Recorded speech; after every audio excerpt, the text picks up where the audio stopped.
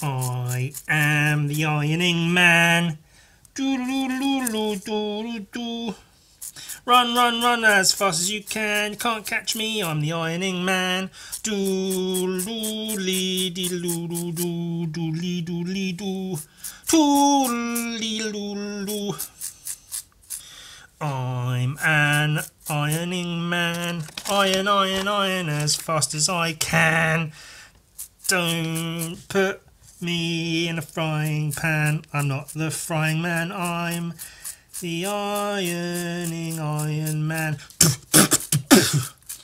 Spray that blue shit on me. Ooh yeah, that's the good shit. Give me that shit. Fuck, piss, shit, ass shit.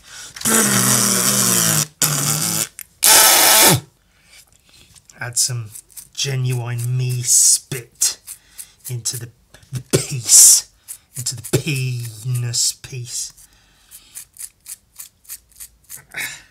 Go on, son. Well, I'm getting a blue thumb. I'm not much good at gardening, but I do got a blue. See, because that's green thumb is if you garden a lot. They say you got a green. Oh, I fucked that, didn't I? Oh, I fucked it completely. What a fucking knobhead.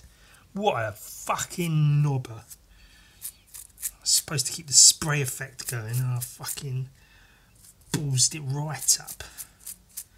My thumb's getting tired. I'm going to have to stop. Ugh, it's too much. Oh, I've got a little bit more to do, but that comes from the underneath, from the underside. Let's get some more filthy water in there. Filthier than your mum. That's fucking rotten filthy, I tell you.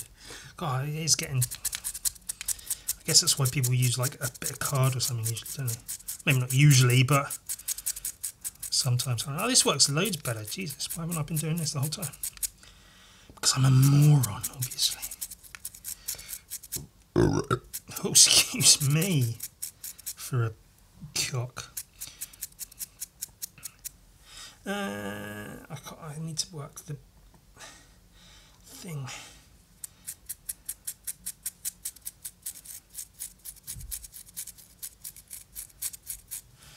That might be alright, that might be enough. Blue out of the fucking blue! It's from Reservoir Dogs. Bear with me.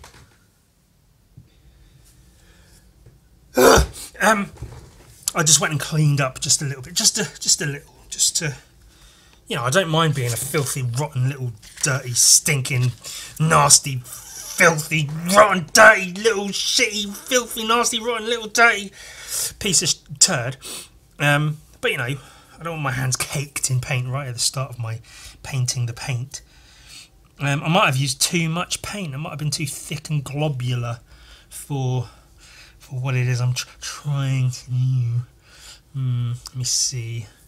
I think I'm going to get a little bit of brush painting in there. Just a touch, just a tiny little bit. You'll see what I'm doing soon, everyone. Don't worry, it will all become some kind of clear. Maybe not amazingly, wonderfully clear, but there'll be something there. Don't worry. Don't worry, folks. We'll get there together. You and me. We'll make it together. Ba ba ba ba ba dee ba ba doo ba ba doo ba boo.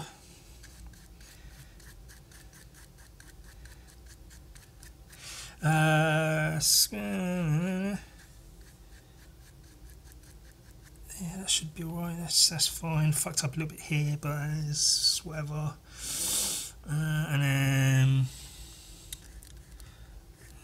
that's fine. Let's get this bit in here.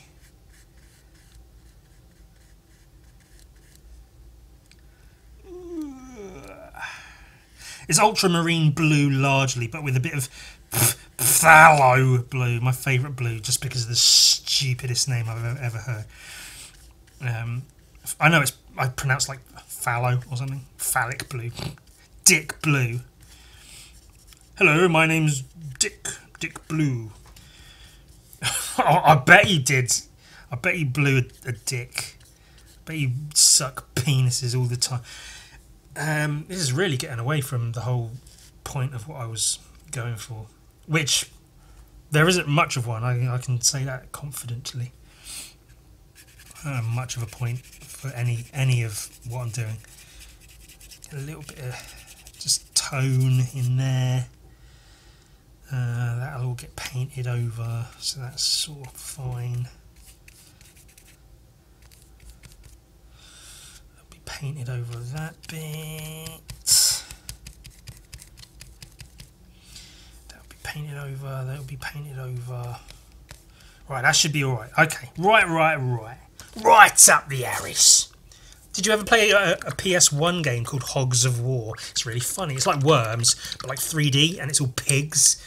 And you have English pigs and Russian pigs and Chinese pigs. Now I think about it, there was probably a lot of like heavy racial stereotyping in that game. Like, I'm not going to do any of the racial stereotype voices because, you know, I'll get cancelled. Oh fuck, I'm cancelled. What happened to my ad revenue if I get cancelled? Now let's see if this tape doesn't fuck the entire thing up. Wow, get in. It's going alright so far. Nice white spaces. That's what we like, innit? White spaces. Spaces for white people. People of colour can have their own spaces. Why isn't it alright for people of white? People of white people to have their own spaces. It's fucking racist, that's what it is. It's fucking racist. I don't believe these views. These views are not held by our producers or our company. They are merely the ramblings of an idiot. I fucked this up, didn't I? Pulled the tape off and it's taken off half the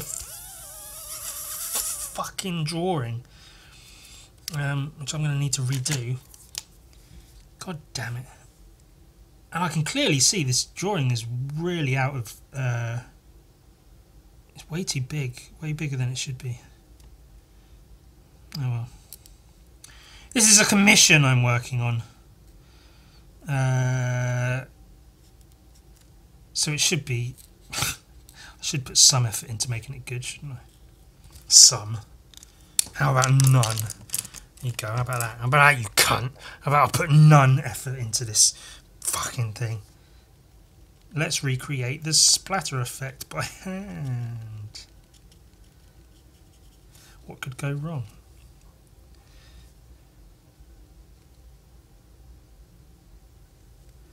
Oh, it's seamless is what it is. Seamless. You'd never know I'd done that by hand. Oh, diddle dee. Right. I guess an explanation is required. Maybe. Maybe it's not. Maybe you go fuck yourself. Maybe I'll do what I want. Maybe I'll take a sip of my delicious beverage that I have next to me.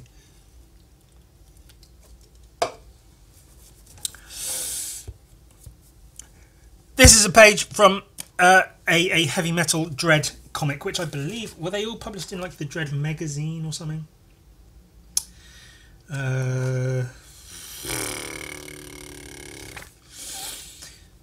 These Josh Blair made debauchery satirical posts written myself fucking.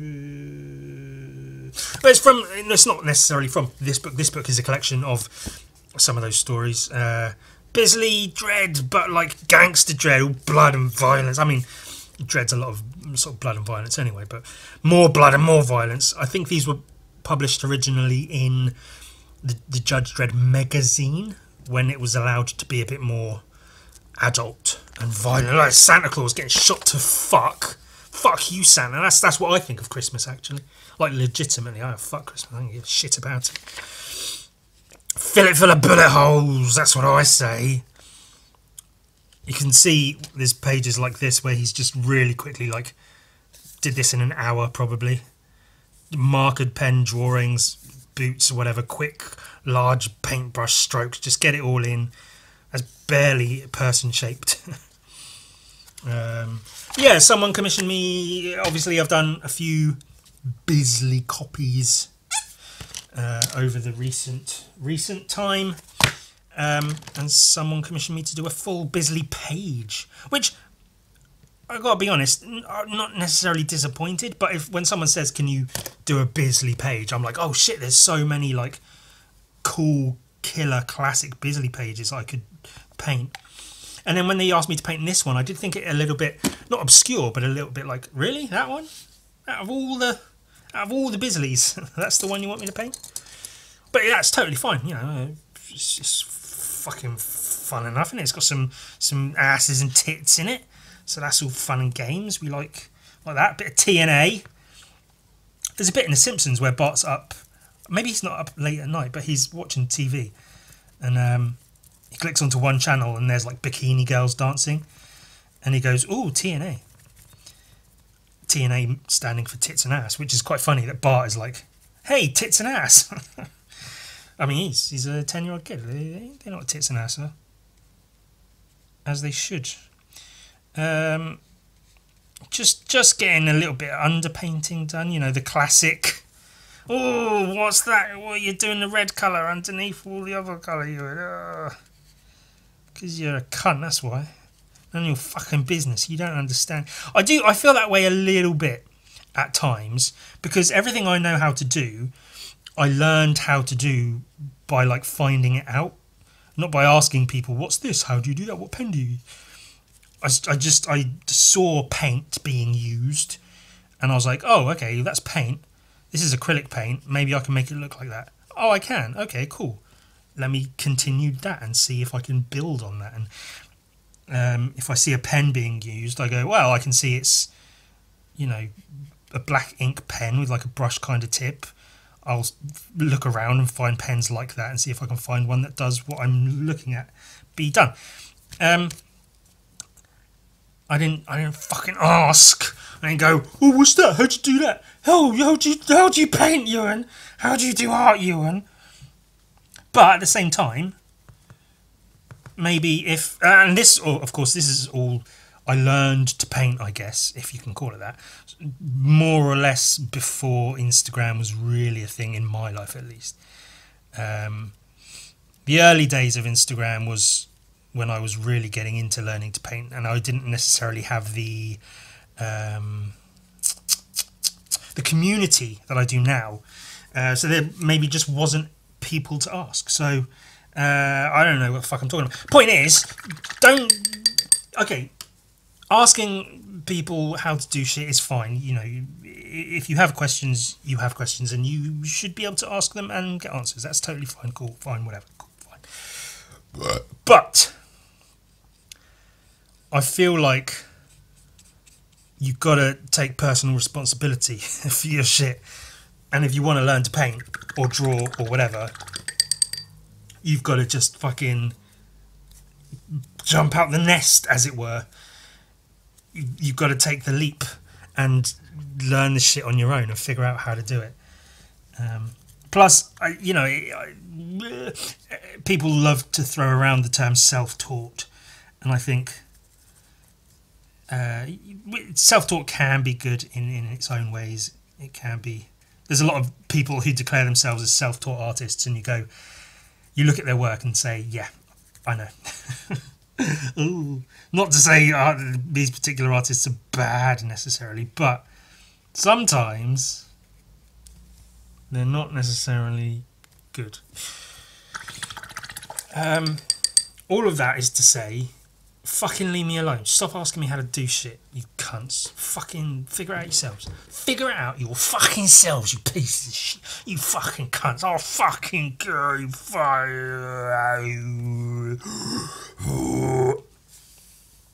So this is a page. See, I did this because I had the picture on my phone. So I got the book with it printed in it. This one. But the person who commissioned it sent me a picture of the original artwork. A picture of I don't know if he has the original. I'll assume he doesn't, because otherwise why would he be paying me to paint it? He sent me a photo of the original artwork, which doesn't have all the speech bubbles and shit, obviously. So I'm going by that picture rather than this picture. And the colours and stuff are better in the picture of the original artwork. So I had that picture on my phone, and I was like, well, I could try to record myself painting, but the picture's on my phone, so I'll record with my phone. So I'll have my phone next to me while I paint, and I did that, and I got these two thin long panels done, the T and A, the lips and the rocket. Oh, it's a euphemism, kind of, not really. And then I realised very quickly, actually, whilst I was painting these, that I could just put that picture onto my laptop here, right next to me, right here, which I've got now. And that would allow me to have my phone recording and then have a picture on there, and then I could do that. It's all very good. So that's what I'm doing now. And that's what it's, you know, it's been a while since I've done a long form painting with me video, and now you get another one of those. Hooray! Oh, bloody brilliant. Bully for you. I like the word bully as like a word meaning good. Bully as a word meaning good. I can't spell meaning, that's cool. The earliest meaning of English bully was sweetheart. The word was probably borrowed from Dutch boel, lover. Later, bully was used for anyone who seemed a good fellow, then for a blustering daredevil. Ooh. A blustering, mean or predatory person. Ooh. From a perceived position of relative power intimidates. Bully, old usage. But I should be painting, because this is going to be hours and hours of me fucking painting. Old usage. If a feudal lord or town squire spoke of his bully, he was referring to his sweetheart. Aww. A definition that applied to both sexes. And traces its etymological, I love the word etymology, etymological roots to the Dutch word boel or lever. Several centuries later, the word's meaning transformed from fine fellow into blusterer.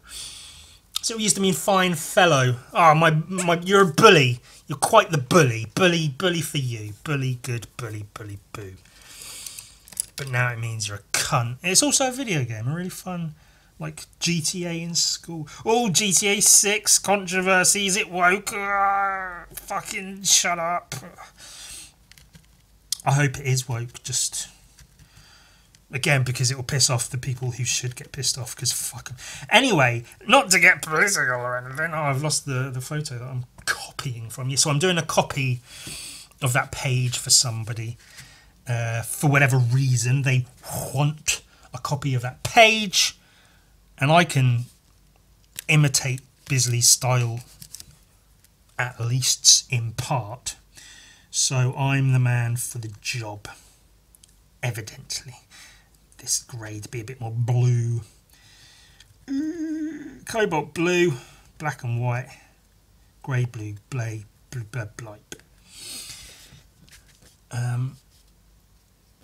The story, as it goes, for this, I have read it. It's a rare thing that occurs where I have read the story for this, because it's only a few pages long.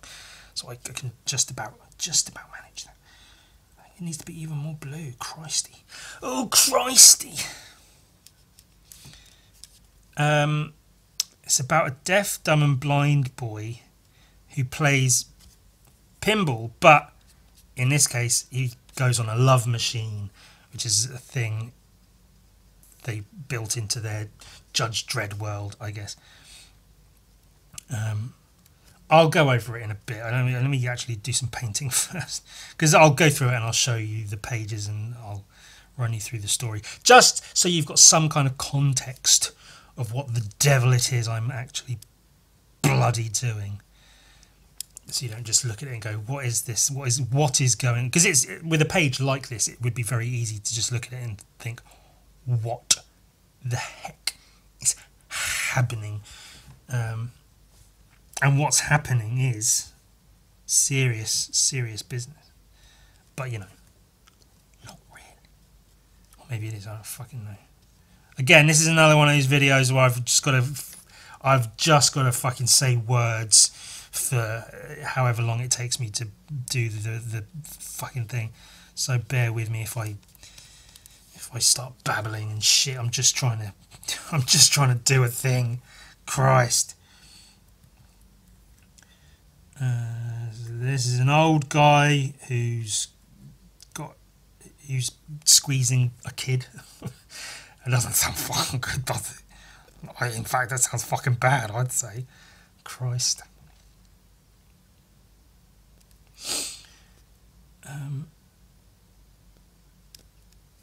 This is one I've been a little bit intimidated to do, as I think I've said that about the other Bisley copies, because,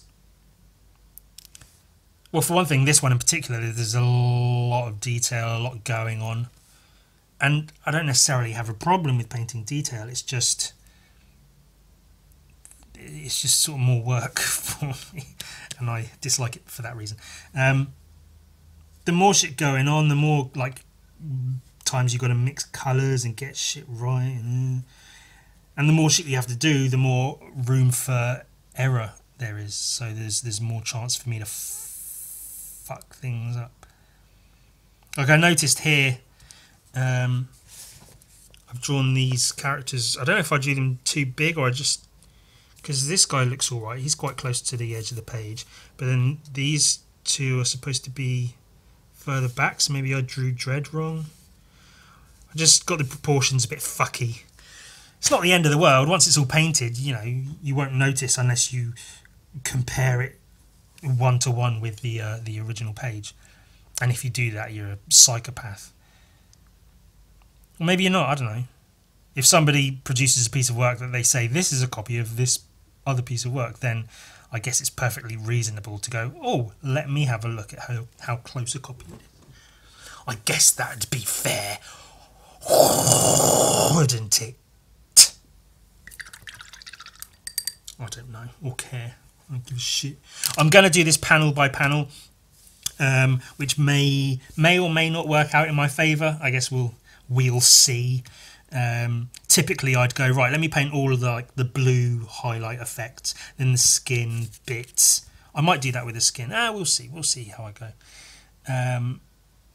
Oh no, now I've said that, I'm thinking maybe I should paint in all the blue and then, oh shit, I don't know what I'm doing now. Fuck, god damn it. Oh, that was a fart, wasn't it? I'm going to paint the skin, and then I'm going to paint all the pink, because there's a load of pink, and there's pink stripes and pinks all over the place, and then we'll see where we go from there. And I thought originally, see, I painted these with a red, dark red underpainting like I normally do. Not much of it shows through, but it sort of adds here and there. It's useful. Again, when you're painting skin, I find it useful to have a reddish underpainting, and so here it's sort of come in handy. I thought, looking at the artwork originally, that Bisley had used just a blue underpainting for the rest of it. But then I looked a little closer and I realised, you know, there's often like spray effects in Bisley's work, so I thought, oh, there's just bits of splatter here and there. But then I did realise for the large part there's like spray everywhere, so I assumed that's how he did his underpainting, was largely with spray. And I didn't have a blue spray can, otherwise I would have used that. But then this middle panel, I don't know if you can see, it looks like it's done with like markers and stuff. Like it doesn't look as painted as the rest of them. Maybe paint for the skin, but like the yellow and the grey in the background, and I think the blue all looks like marker pen. So I've left that one white, so I'll just paint in the colours and it should look a bit more similar to the original piece. I'm so anxious about like if you ever hear that noise. Oh, it's not doing it now, but that's my chair as I get up and sit back down, because I keep checking to see that my phone's still recording, because there's been so many times lately where I had someone call me recently and the call stopped the painting. I was working on a commission, and luckily it only cut off about 6 minutes of painting, and I looked up and saw a missed call and my phone had stopped recording. So evidently, I've learned that now, that evidently my phone stops recording if I get a call, which is fine. I might have to check actually to see if there is a way to sort of prioritize what my phone does. Like, if I'm recording, don't interrupt recording with anything. If I get a text, a call, a notification, whatever, make the recording the priority. That's what I want to take precedent. I don't want anything to interrupt my fucking recording. Because the amount of times I've been recording and it stopped recording and I haven't noticed for 20, 30, 40 minutes, and sometimes almost entire chunks of like podcast episodes, and I get up afterwards to, you know, stop the recording as I would normally, or, you know, stop and start the recording to jump to a different part of the podcast, only to realise it hasn't been recording, and God only knows for how long. I check the video and I see, oh, it recorded the first 30 seconds of 45 minutes of me painting, drawing and talking.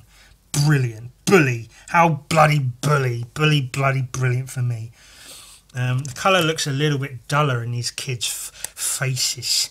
So I'm going to use some raw umber as opposed to burnt umber. See, burnt umber is a fairly rich reddish brown.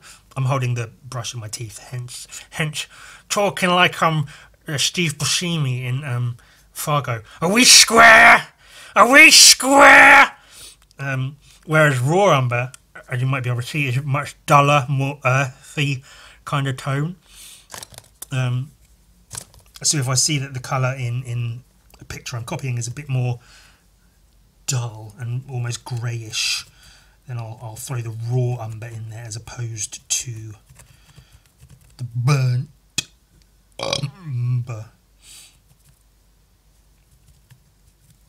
And maybe it'll be successful. Maybe it fucking won't. Oh, a little bit darker than I wanted it to be, than I expected it to be, but that's cool. We'll just throw in a first layer there. Just throw in a first layer there. Did you know, in the movie Saw, there's the sort of reverse bear trap that is it a woman has on her face that, like, after the timer runs out, it goes and opens and like splits her head open. That was designed by an Australian man who, I guess he's like an engineer or an inventor or something, and he designed it and like did blueprints for it and everything for the film. And then I believe he was presenting those blueprints to, I don't know, the director, the producer, whoever, and they were looking at it going like, this looks like this would actually work. This looks real. Like, this looks like a real thing that you've invented. And then the guy who made it goes, oh yeah, it's fully operational. I always thought it was funny. Like, he made that reverse bear trap, and it would work as intended, which is quite amusing. I don't know why that popped into my head. Did I vaguely use an Australian accent for a second? I don't know. Hey, do you paint? Let's paint. I get asked quite often, you know, how did you learn how to do this, do that? And I've probably repeated it enough times already, but hey, I've got time to fill, so let's say it again. How do you learn to paint? You copy the work that you like until you can do it without copying. That's my advice for learning to paint. Which, in essence, that's like how the greats learn to paint. They apprenticed under, you know, a great, well-known artist. Like, all, you know, Da Vinci would have apprenticed under someone else, and all the greats. Raphael, Donatello, Michelangelo, and, you know, whatever Da Vinci's name was. Yeah, they would have all apprenticed under artists that were, yeah, older and I guess better than them at some point. That's how they learned to paint, and they would have learned by like watching their mentor paint and copying what they do, and then learning to do it themselves without copying. So you've got to like apprentice yourself. I did that with like books and shit. I apprenticed myself under the books and comics by artists that I liked, copied their shit until I could do it without copying their shit. And now look at me. Now I get paid to copy their shit. Which is a weird now I think I've never really thought about it in that respect. But it is a bit of a weird full circle kind of thing. Like, I learned to paint like this by copying, and now I get paid to copying. Very strange, isn't it? What tangled web we weave. Or, you know, not, I guess. Give a fuck.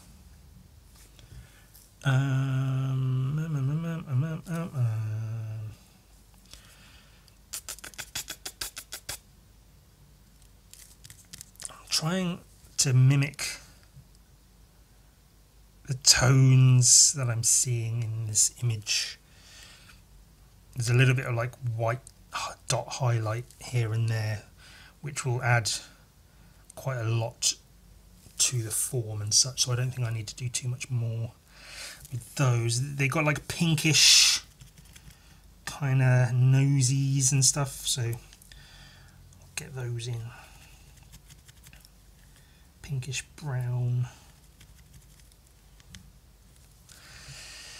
Pinkish brown nose. Oh, that's too dark, too dark, too dark, too dark.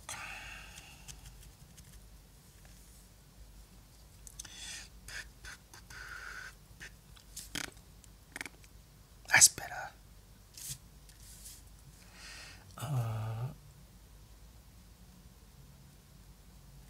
And there will be some I'll need to do quite a bit of line work, I think, on top of a lot of this painting. Like, certainly here, there's quite a lot of outlines and stuff I'll need to add in. Well, not a lot, but a few. There will be some outlines I need to add in. And I think I'll do those with pens, maybe some ballpoint and brush pens, depending on what I feel works better at the time.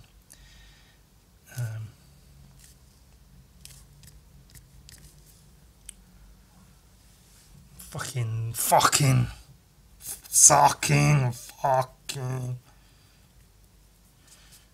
I should go like this. Maybe. They look pretty janky, but I think that will fucking do it. And this kid on the left has orange hair, so let's try and get that yellow ochre. Some crimson red. Gives a kind of orange, not like bright cadmium kind of orange, but a fairly orangey orange. And as stated in previous times, I do prefer a yellow ochre to a like a lemon yellow or a cadmium yellow. I like those yellows, you know, they got their times. I will almost certainly need them for moments like here, like lemony yellow in there, and then some like orange and stuff for the shading. But in general, I do prefer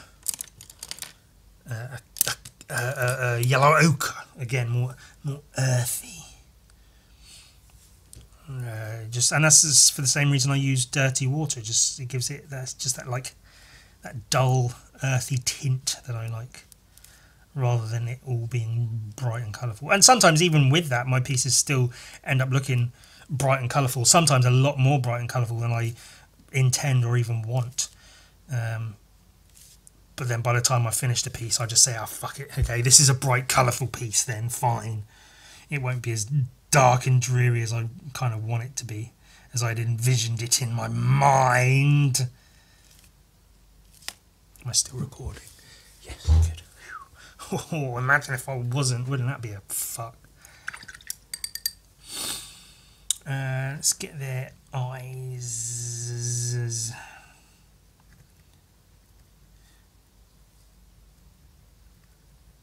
That might do.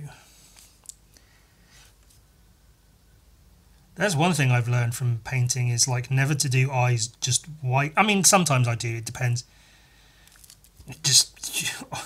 Sometimes I do, sometimes I don't. But it can more often than not be very good not to do eyes white. Because also if you look at any videos of like traditional painters, like portrait painters, they almost never paint the eyes, or almost never, they virtually never paint the eyes white.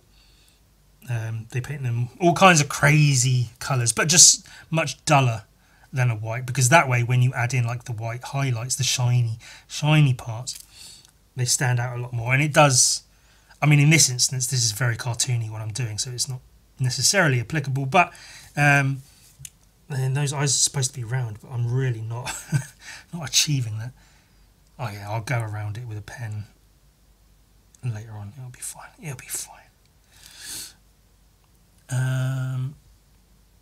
But yeah, they can look a lot more realistic, the eyes, when you do them that way. They can, if you do them well. If you do them badly and you just fuck it up, then they're not going to look good at all, and you should just give up painting. This brush, I hate this brush. It's the nib's too like long and thin and straggly. I can't get the sort of finish I want. I'm gonna really have to go back and work on that with lines as opposed to just doing it with the paint. A little bit annoying, but it's whatever, isn't it? I think this guy, the glasses are supposed to be a little bit brighter and bluer, so I'll get some cobalt blue. I always call white skull white, which is obviously carried over from my Warhammer days, because the typical white colour was skull white, and that's just been ingrained in my brain forever and ever and ever now. So even though I guess it's more often than not it'll be like titanium white in real world terms, but to me it's always going to be skull white. There's some information that's useless to everybody. Is this all? No, it's not all dry. Not remotely. I have been painting skin there, but this might be useful for the pink. That's what I'm thinking. I'm thinking about the pinking. Now that's crimson. I did have like a rose crimson. I don't know if I've still got any permanent alizarin. Alizarin crimson. It's a little bit more, I don't know. Yeah, a little bit deeper and richer. I think I'd prefer that for the pink.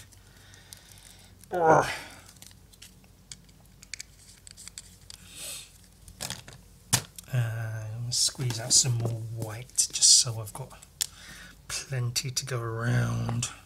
Sometimes I think you know, oh god, I use so much paint and I get these big blobs and like it's wasteful, isn't it?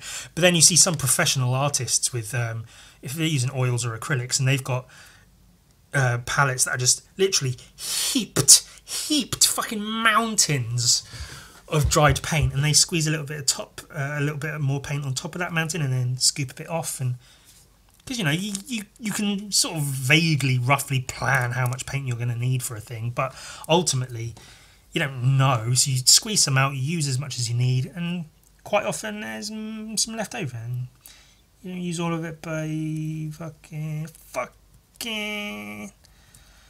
whatever. Shut up. Fucking shut up. No one cares. Or maybe you do. Maybe you all care. Leave a comment if you care.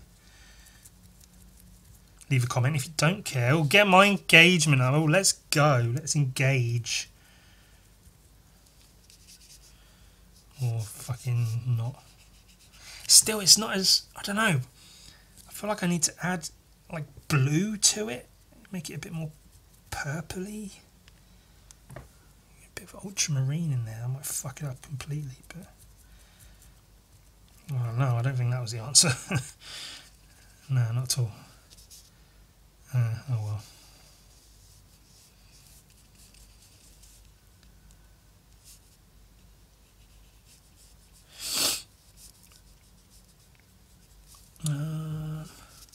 And there is sort of a two-tone thing. There's a darker pink and a lighter pink going on.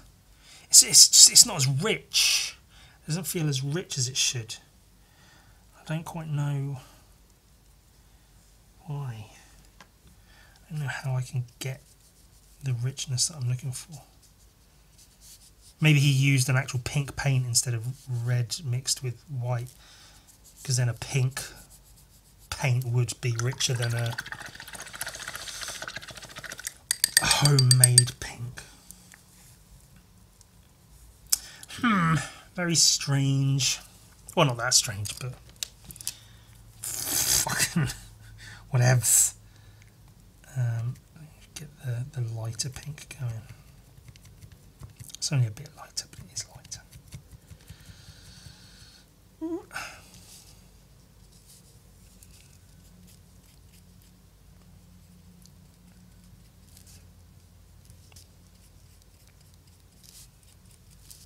And this is a fun bit where, like, I've used the spray here, and then I pretty much get to leave portions of that, which again is sort of part of the benefit of underpainting as a whole, is it does enable you to leave gaps that just sort of fill in parts of your painting for you, which is good. It's always good to, you know, work smarter, not harder. That's what they say, isn't it? That's what the really cool people say. Not to rag on people who say that. I guess there's nothing wrong with it. It's fucking whatever. I don't care.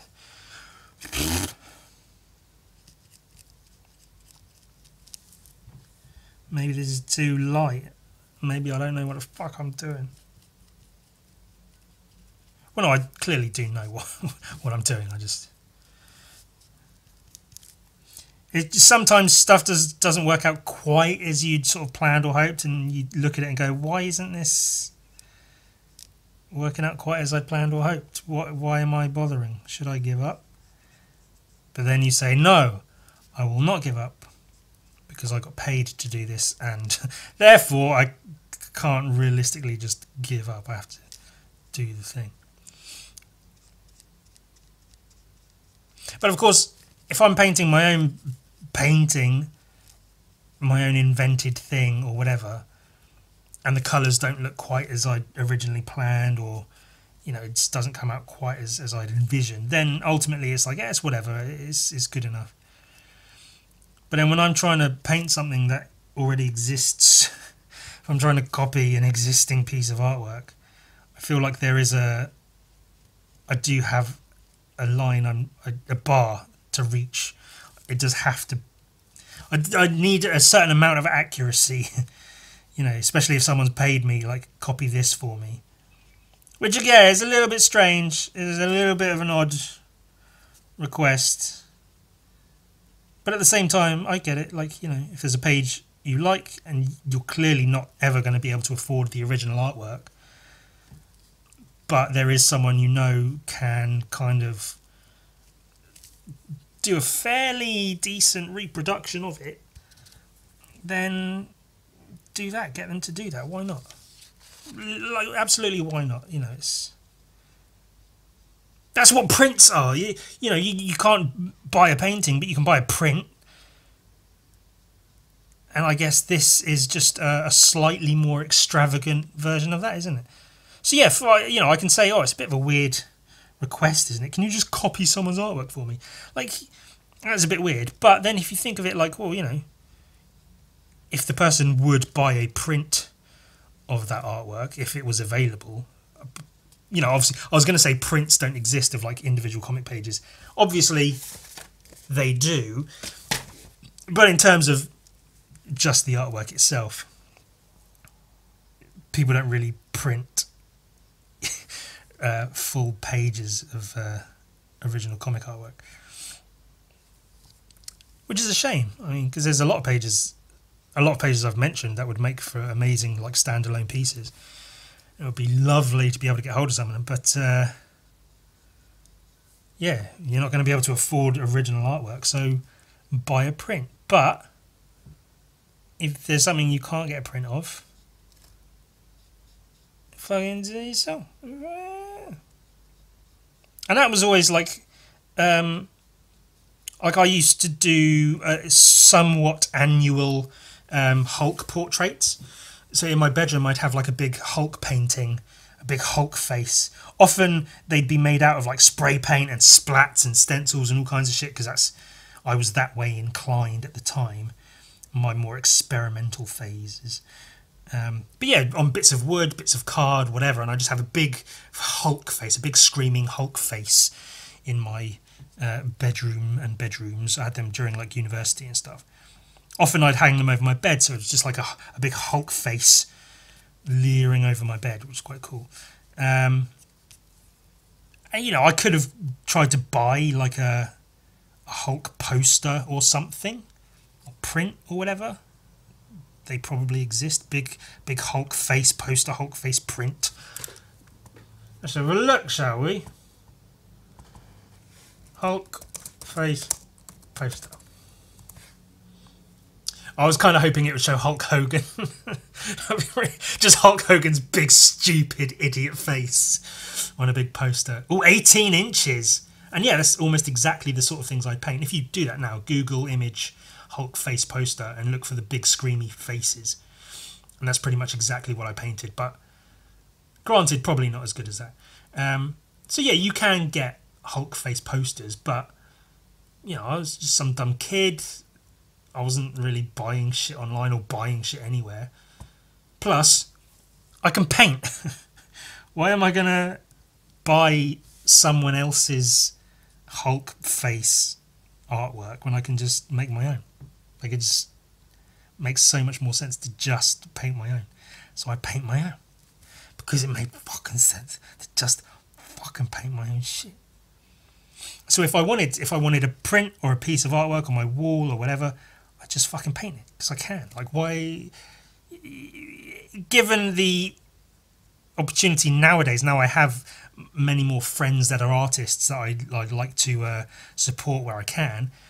Usually I prefer to buy books, but you know, whatever. If I can buy some artwork from a friend or whatever, then yeah, I'll do that. But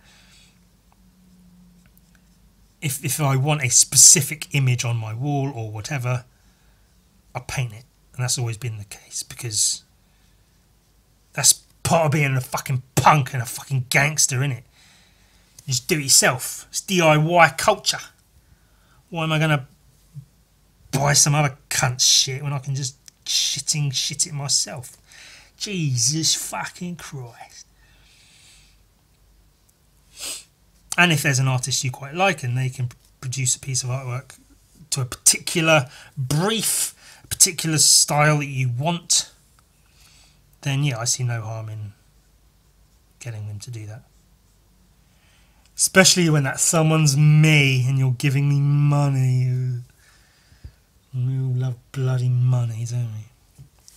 Hooray for bloody money.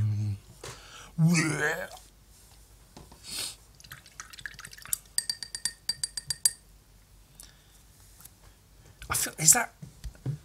See, because I've been going on about wrestling a lot, and I keep... Wrestling is obviously so ingrained in me that, like, I've often spoken about pieces of music that just keep coming back into my head out of nowhere. And I think a lot of them, maybe not a lot, but a bunch of them are like wrestling related, often from like wrestling entrance theme musics and stuff. So I keep...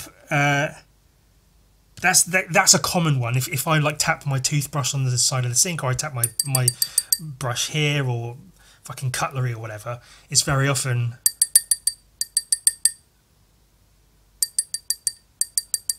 which I think is the opening to an entrance music piece of a wrestler. Da da da da da da da da da da da da da da da da da da.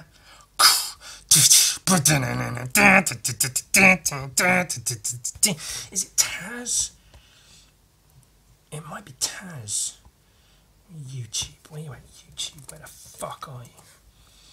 It's a bit of a tangent, isn't it? Taz entrance. Now I'm thinking about it. I don't think it is Taz.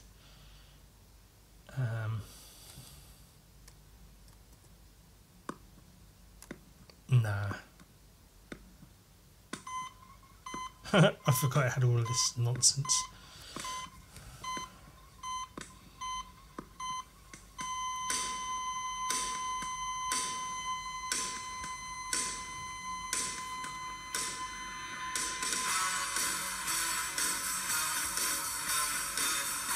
Okay, no, I'm getting some nostalgia from it, but it's not the song, the music in my head. It's definitely a different piece I had in my head.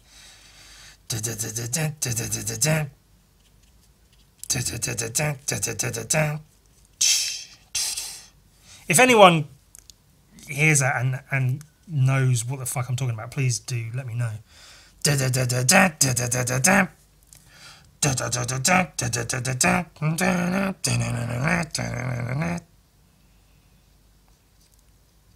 probably a wrestler I don't even like, but their fucking music's just in my stupid head. I'm really, all I'm thinking about now is just that song. And that's something I do subconsciously just all the time. It's just a random thing that just happens without me really trying to do it, but it's always there somewhere in the back of my stupid head. Weird how that happens, isn't it?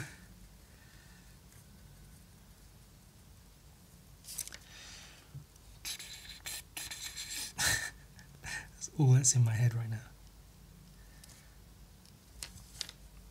Well, not all, because I'm focusing on my painting, because it's very, very important that I get it done.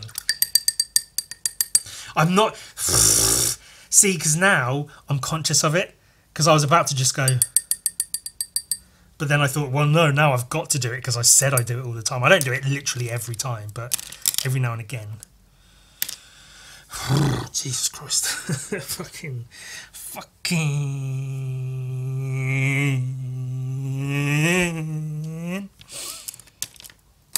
Shut up. Right. Right up the arse. That's where that was from Hogs of War, which I mentioned earlier. Right up the arse. That's what some of the British ones. If you like shoot one of the enemies and you get a hit, you score a hit, the pig will like say something funny. And one of the things one of the British ones says is right up the arse. Yeah, that's kind of funny. It's not hilarious, but it's kind of funny. Skin.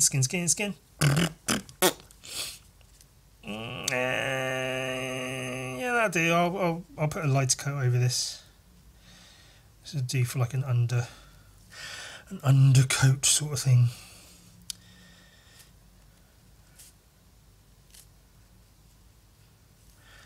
I'm really like I don't know, not necessarily concerned, but just aware of like how accurate or not accurate this piece is in comparison to what it's supposed to be. Because like a painting of Lobo is a painting of Lobo, that's fine, you know. I can paint a painting of a Lobo, that's fine.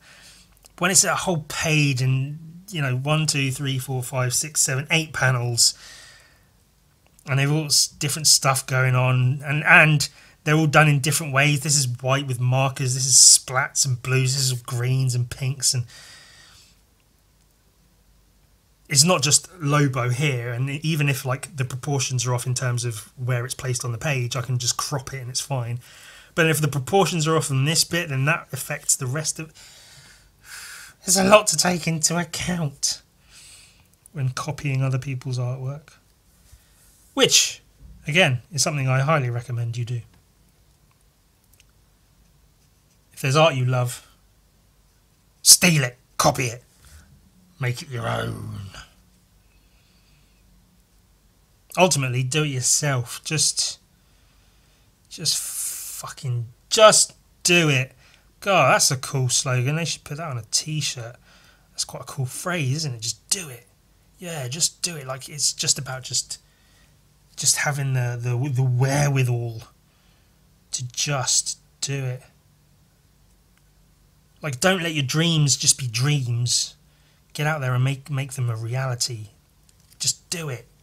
Just do it!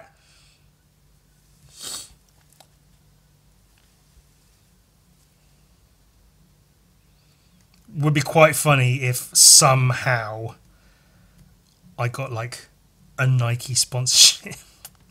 I don't know what the circumstances, they'd be dire circumstances is what they'd be. you know the world would be in dire straits if I pop up with a fucking Nike sponsorship. What the hell has the world come to? Although, you know, there was a time when, like, sort of typical sports companies would never touch skateboarding because it was just some dumb thing kids did. But then they cottoned on. They were like, oh, we can make money from this. And so now you have Nike SB, you got Adidas skateboarding, a bunch of other shit. I think New Balance are getting in there as well. A whole bunch of them. They're all the sports are all getting into sponsoring skateboarding and have their own skateboarders and having their own skate shoes and whatever else. Which, you know, is fine. Especially, you know, in terms of like Nike SB. I own a couple of pairs of Nike SBs. They're good shoes.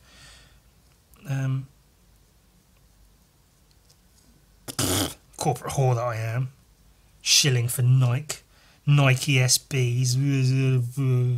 Fucking shut up. And so maybe somewhere down the line, art will be seen as like something worth sponsoring. Like you could have, you know, obviously you get like Posca and Sharpie, maybe Sharpie, I don't know, that sponsor artists and send them product and make videos with it. I don't know, whatever the fuck they do. I wouldn't know, see, because they don't want to sponsor me because I'm too filthy, rotten, disgusting and horrible. But maybe that'll be a thing one day. They'll be like Nike, Adidas, because Adidas do stuff with artists. You know, they get artists to like paint their shoes and stuff. Like they'll work with Posca and have events where people come and draw on like blank superstars and stuff. Is that the name of the shoe? Adidas Superstars? Am I making that up? I only worked in a shoe store for 4 years. What would I know?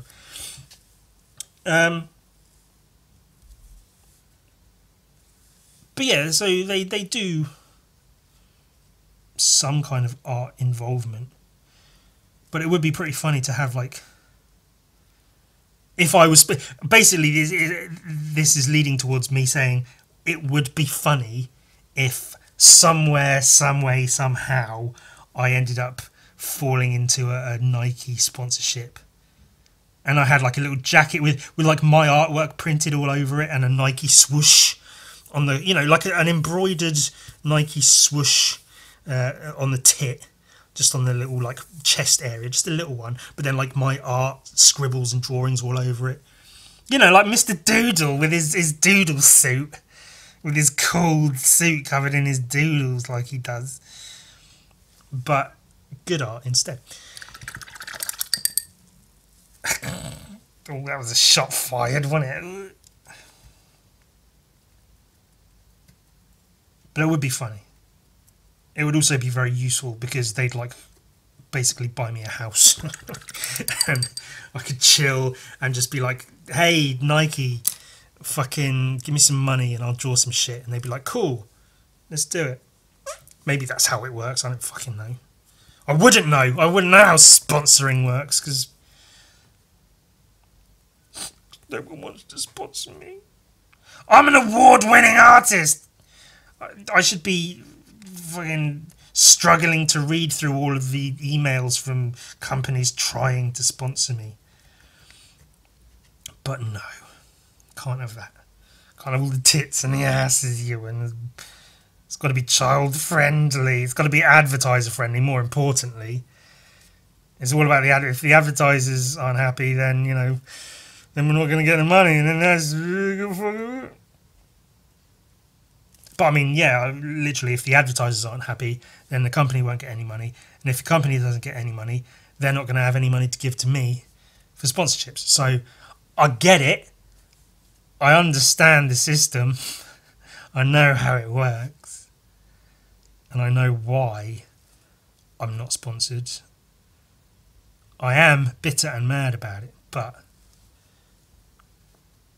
I do at least understand it. I'm not here going, but why? It doesn't make any sense. I'm so good at what I do. Why isn't anyone want to sponsor me?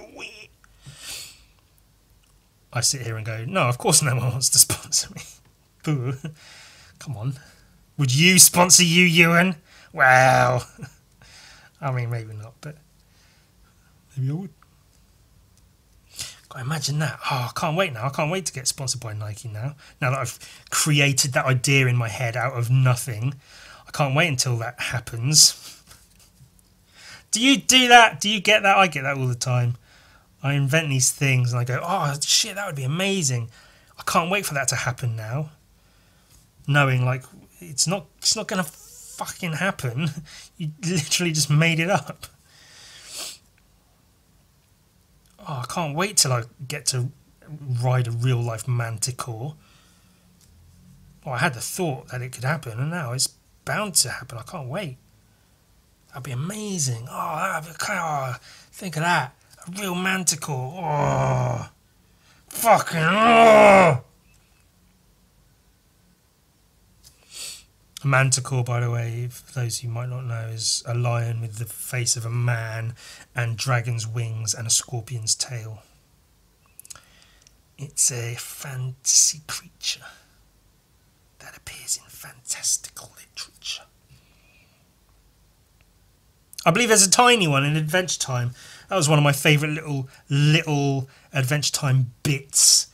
Tiny Manticore that was trapped in a glass jar. And then Finn smashed the jar and it escaped. And then it said something like philosophical and meaningful, but I don't remember what that was.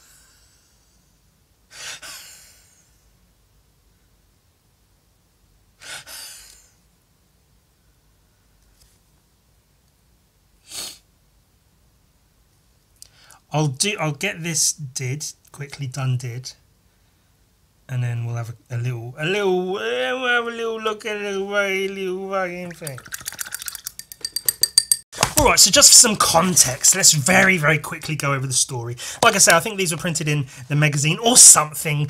I don't know if it was Heavy Metal magazine. It's called Heavy Metal Dread. I don't know if there is a connection. Whatever, shut up. So there's this deaf, dumb and blind kid. It's based on a The Who song about, I don't know, whatever his stupid name is. They say Tommy Who, and they call the character Tommy Who. Mega City Pinball Champion 3 years running. The Who song is about a deaf, dumb and blind kid who was amazing at pinball. He used his senses to play pinball amazingly, better than anyone else ever, somehow. But he was deaf, dumb and blind. Oh my God. So they basically take that Tommy Who pinball player, but he plays on this love machine that they've got. It's an illegal love machines. They're illegal, of course, and this was a real hot number smuggled all the way in from Sin City. Oh, is that a direct reference to the classic Miller comic Sin City? It's a love machine. You put your fingers on the pads, and then I guess it makes you come. But like if you wait for it to power up, and if you last all the way to the top, it makes you come. But it's hard to last all the way to the top, and then you go like a rocket. Boom. And it leaves you like that. Oh, I think I'm gonna Drock. I didn't. Oh, he didn't. He got blue balled. And so it's like a pinball machine, kind of, but not. So this deaf, dumb and blind kid, he goes to play the love machine. And everyone's like, oh my God, he's going all the way. He'll never keep this up. But then Judge Dredd's like, there's a lot of juves converging on this one place. Let me see what they're up to. And then he's like, oh, fuck, they got a love machine. That's illegal. So he's bashing his way through these people. Get the fuck out of my way. One side. What's going on here? What's going on? And then he just played on. Tommy couldn't hear anything, couldn't see anything. All he had was his senses playing the love machine. He just played on. And then that deaf, dumb and blind Juve, blam! Blew his freaking head off. I guess that's why love machines are illegal. Now, what's not made entirely clear, but I think is what happened, is the love machine was so intense that it blew his head off, which is why they're illegal. That's fine. But I always thought, before I read it, because I never read anything, I thought Dredd had blown his head off and then was like, that's what you get, fuckface. But then Dredd shows up expecting to blow his head off, I guess. But he doesn't have to, and he goes, Drock, too late. Tommy, can you hear me? That's also a Who reference, I think. So that's the comic, which is, you know, it's a funny little funny thing. And so I'm painting a page from that, as you may have seen. You may have seen parts of me doing so. Excuse me a second. I just needed to wet my whistle. Oh, let's get some blue. See, I've got 2 palettes. Sometimes I have more than that. Sometimes I don't. I figure since I've got a bunch of shitload of blue on here anyway, I may as well take it over, use it. I don't need to put it on that palette, do I? Fucking whatever. Jesus. Is it going to be too dark? Oh, I think it's going to be... You know, it's alright. Right. I just need a thinner brush is all.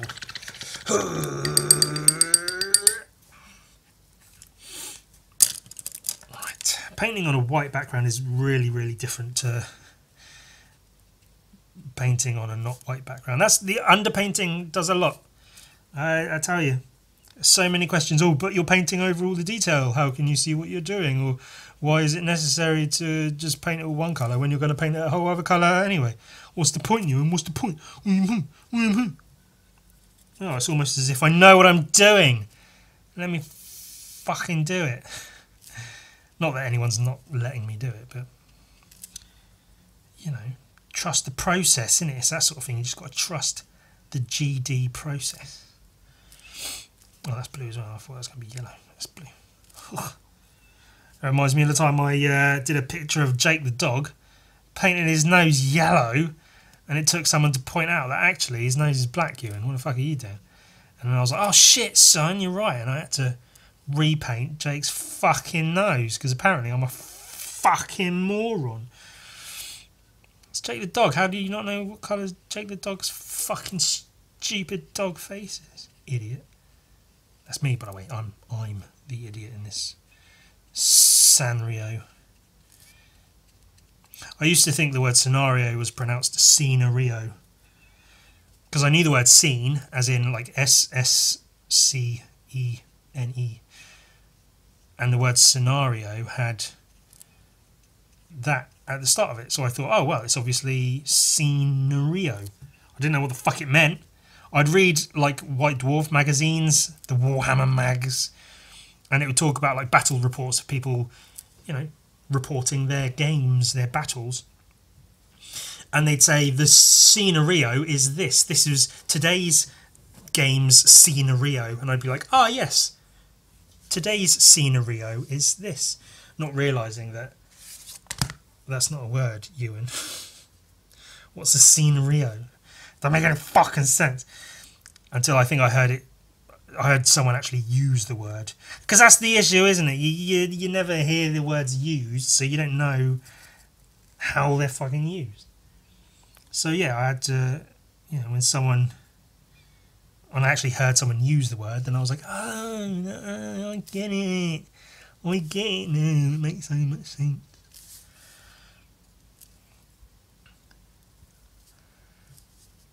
And now I know all the words. I've become a genius since then, and I know every word ever. So, how the turntables! There's a reference, humour reference for your reference. This blue isn't blue enough. What's going on? Why isn't anything the way I want it to be? The blues aren't blue enough. The pinks aren't pink enough. Nothing's... Fucking nothing. Nothing's nothing. What the fuck? God damn it. Now do I use this red? Or the other one? I think this one should be alright. Is this red going to be red enough? Or maybe it's going to be too red. It might actually be too red. Oh well. Tough shitters, I guess, on that one.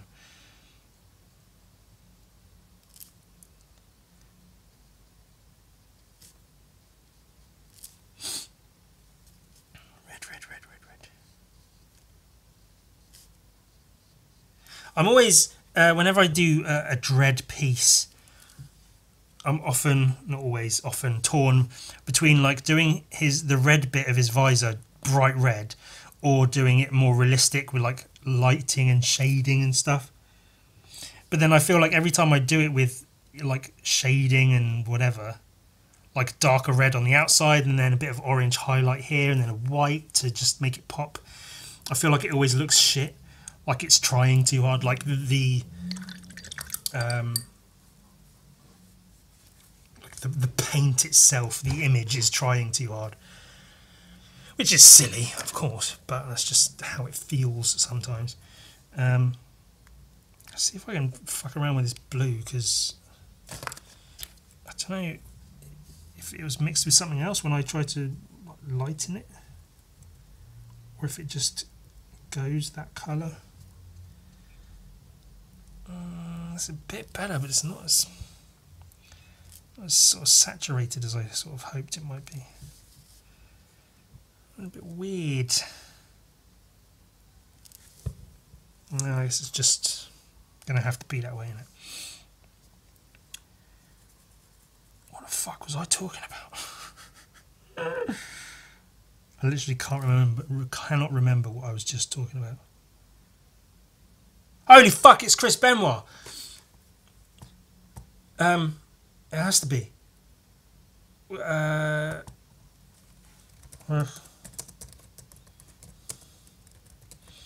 Entrance theme.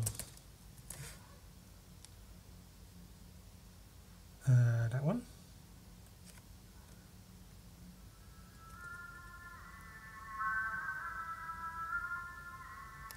Oh, I don't know, maybe not.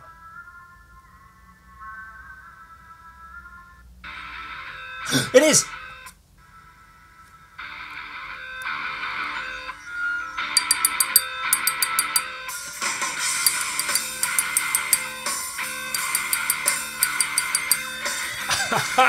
Oh my god!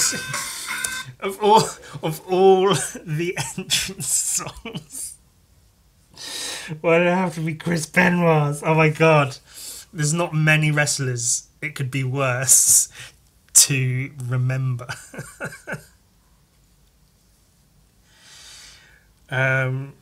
Quickly, if you're unaware, Chris Benoit was a pretty big name in the WWF, WWE.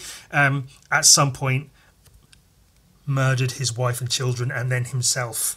There's lots of rumours as to how he did it. I've not actually read the official story. I don't really care to, but that's a thing. And so I think from that point on, the WWE did a lot to try to fix their image, get rid of steroids, and try to tidy up and be a bit more family friendly, because that was a pretty horrible thing. And they wiped everything to do with Chris Benoit. There were no mentions of him from any matches or media or anything. They just were like, nope, didn't happen. Well, at least pretending it didn't happen. That's the theme I have in my head almost constantly, or one of them.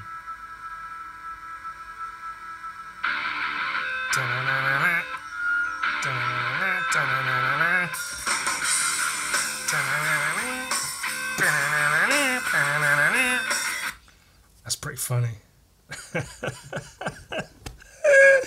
Oh god! I mean, it's pretty bad, but it's also pretty funny. You gotta laugh, ain't you? You gotta laugh. Oh, what's life if you can't have a laugh? That was pretty terrible what he did, though. Oh my god. God, that came to me out of nowhere. Fucking like a flash. Chris Benoit!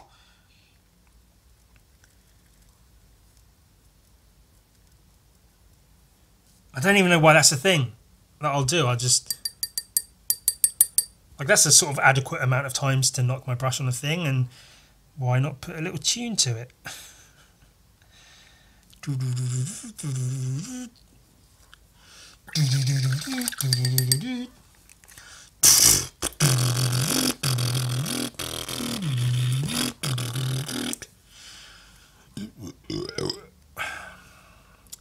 Let's get the yellow going.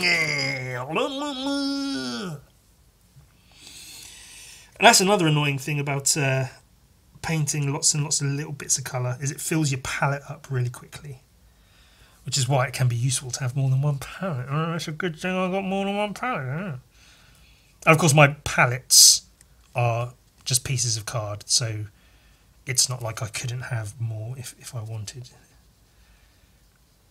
That's to my benefit at least.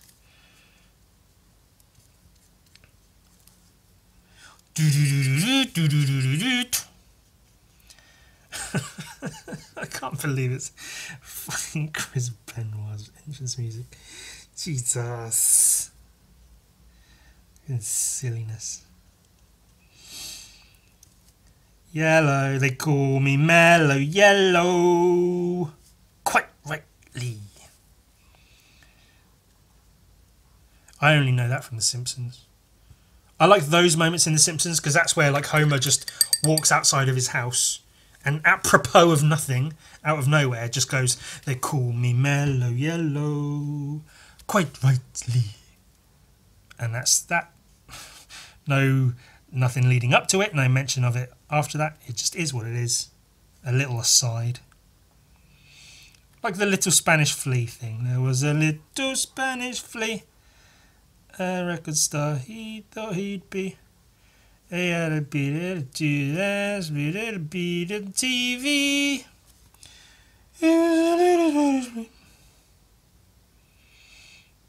I'm being a lot more careful with this than I think I need to be, because I can go over the lettering with the red and then go over the outlines with the black later on. Oh, I missed part of the outline though, didn't I? Clearly. What a knob. What a knobber. What a fat fucking idiot. Right, yeah, it's a bit more yellow ochre-y for Dredd's armour parts, so we'll try to work a bit of that into there.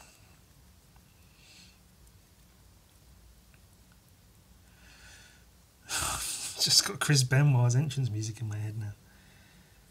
That's not going anywhere for a long time, I tell you that. I'll tell you what.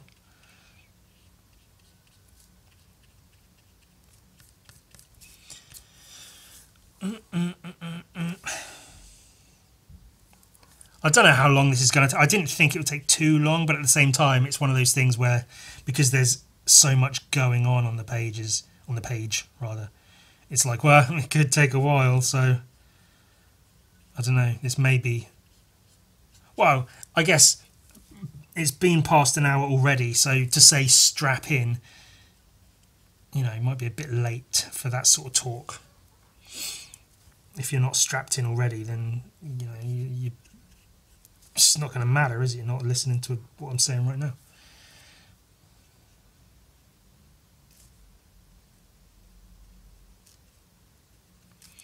The red splat here should be fun, maybe? I don't know if that's the word, but it should be kind of fun to do. Oh shit. Oh shit! Oh fucking shit! Yellow ochre on its own might work for a kid's shirt.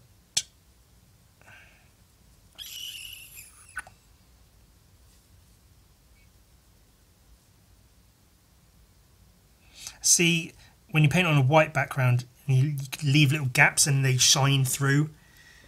If you paint on like a darker background, a dark red background, for instance, you can leave gaps everywhere and it doesn't matter because it's just little dark patches showing through and it's all good. These things, man, these things, you don't think of them when you think of just painting paintings. Oh, just put some paint on a thing and then it's all done. If you actually sit and try to do it, it's a whole other thing. It's a whole other world of shit to think about.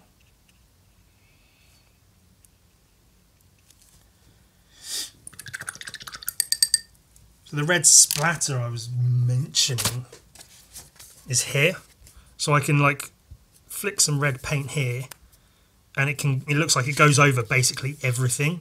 But then I can, when I'm adding in the outlines and stuff, I'll throw in the black on his billy club over everything, including the red splatter, and then it'll be all fucking good. But that'll be, I don't know, there's a little bit to do before I get to that point. Grey, very, very light grey. Oh no, accidentally. I wasn't looking, I was looking at the page while mixing, and I accidentally mixed it too much black. It'll be alright. Maybe a little bit more. It's got a bit of red in there. I've mixed in a bit of red accidentally, and now it's fucking whatever. Extra water. Because he has used, like, I don't know, alcohol markers or something, so it's somewhat translucent in the original. So adding a bit of water in there can help achieve that kind of effect. Maybe. I'm sort of making that up because it sounds kind of right. But I'm doing that with no real forethought. I just thought, oh, I'll just put some water in and it might help. I don't fucking know. It's not like someone's paid for this, so it needs to be done a certain way. I hope they like it. I mean, I assume they will. They asked for this page copied. I've got to assume they'll like it. I hope I'm doing it the page justice. I think I am. I'm really happy with those first two panels. And once I get like some black outlines in a few places on there, I know that will come out really, really nice. So I hope that I'm doing right by the rest of it.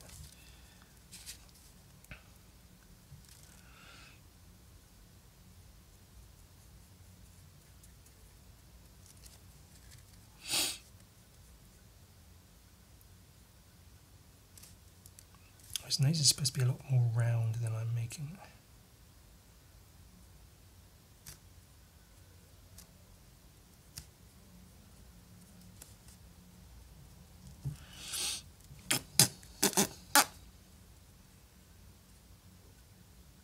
Yeah, all right, grey, we get it.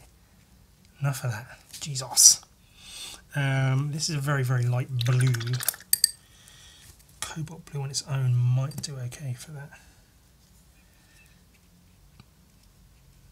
I think cobalt blue on its own might have done better for Dreads. Fucking nonsense. See, I usually go for cobalt blue because I find it a nice colour to work with. But then I get moments where I'm like, oh, well, ultramarine is a bit of a more bluey kind of blue, so I'll use that for Dread. And then it comes out looking not as bluey kind of blue as I might want it to, as me second guessing myself, thinking, oh, well, I should have just used cobalt blue. I don't know what the fuck I'm doing. Christ all of the mighty. Right, green. Let's get some green. It's a lightish green. If I do that, get a bit of yellow in there. What are you, yellow? Is that from Back to the Future Part 3? I think it might be. Is it Back to the Future Part 3 or is it just Back to the Future 3? I don't know. I don't care. It's the worst of the Back to the Future films, frankly. I don't think that's a really bright green. Holy ass. Yeah, I don't think it's exactly a hot take to say out of the Back to the Future trilogy, number 3 is the least good. I think it's pretty widely regarded as fact that that's the case.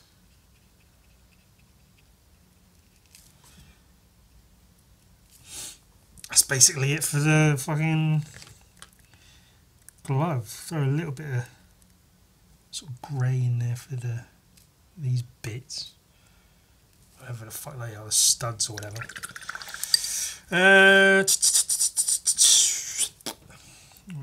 The lettering needs to be done. And then I think we can throw some splatter on there. Although I do need to do eyes and teeth. So maybe I'll get those done. And then the splat. Christ. If it happens to average an hour per panel, That's a lot of hours. I thought this would take quite a while. I didn't think it would take that long. This might be a case of like, I'll film most of this, and then when I'll do the rest of it off camera, and when I'm finished, I'll jump back on video and be like, hey, look, I finished, and here's a couple of interesting things about how I did this and this, which really won't be that interesting, but fucking whatevs. Give a fuck.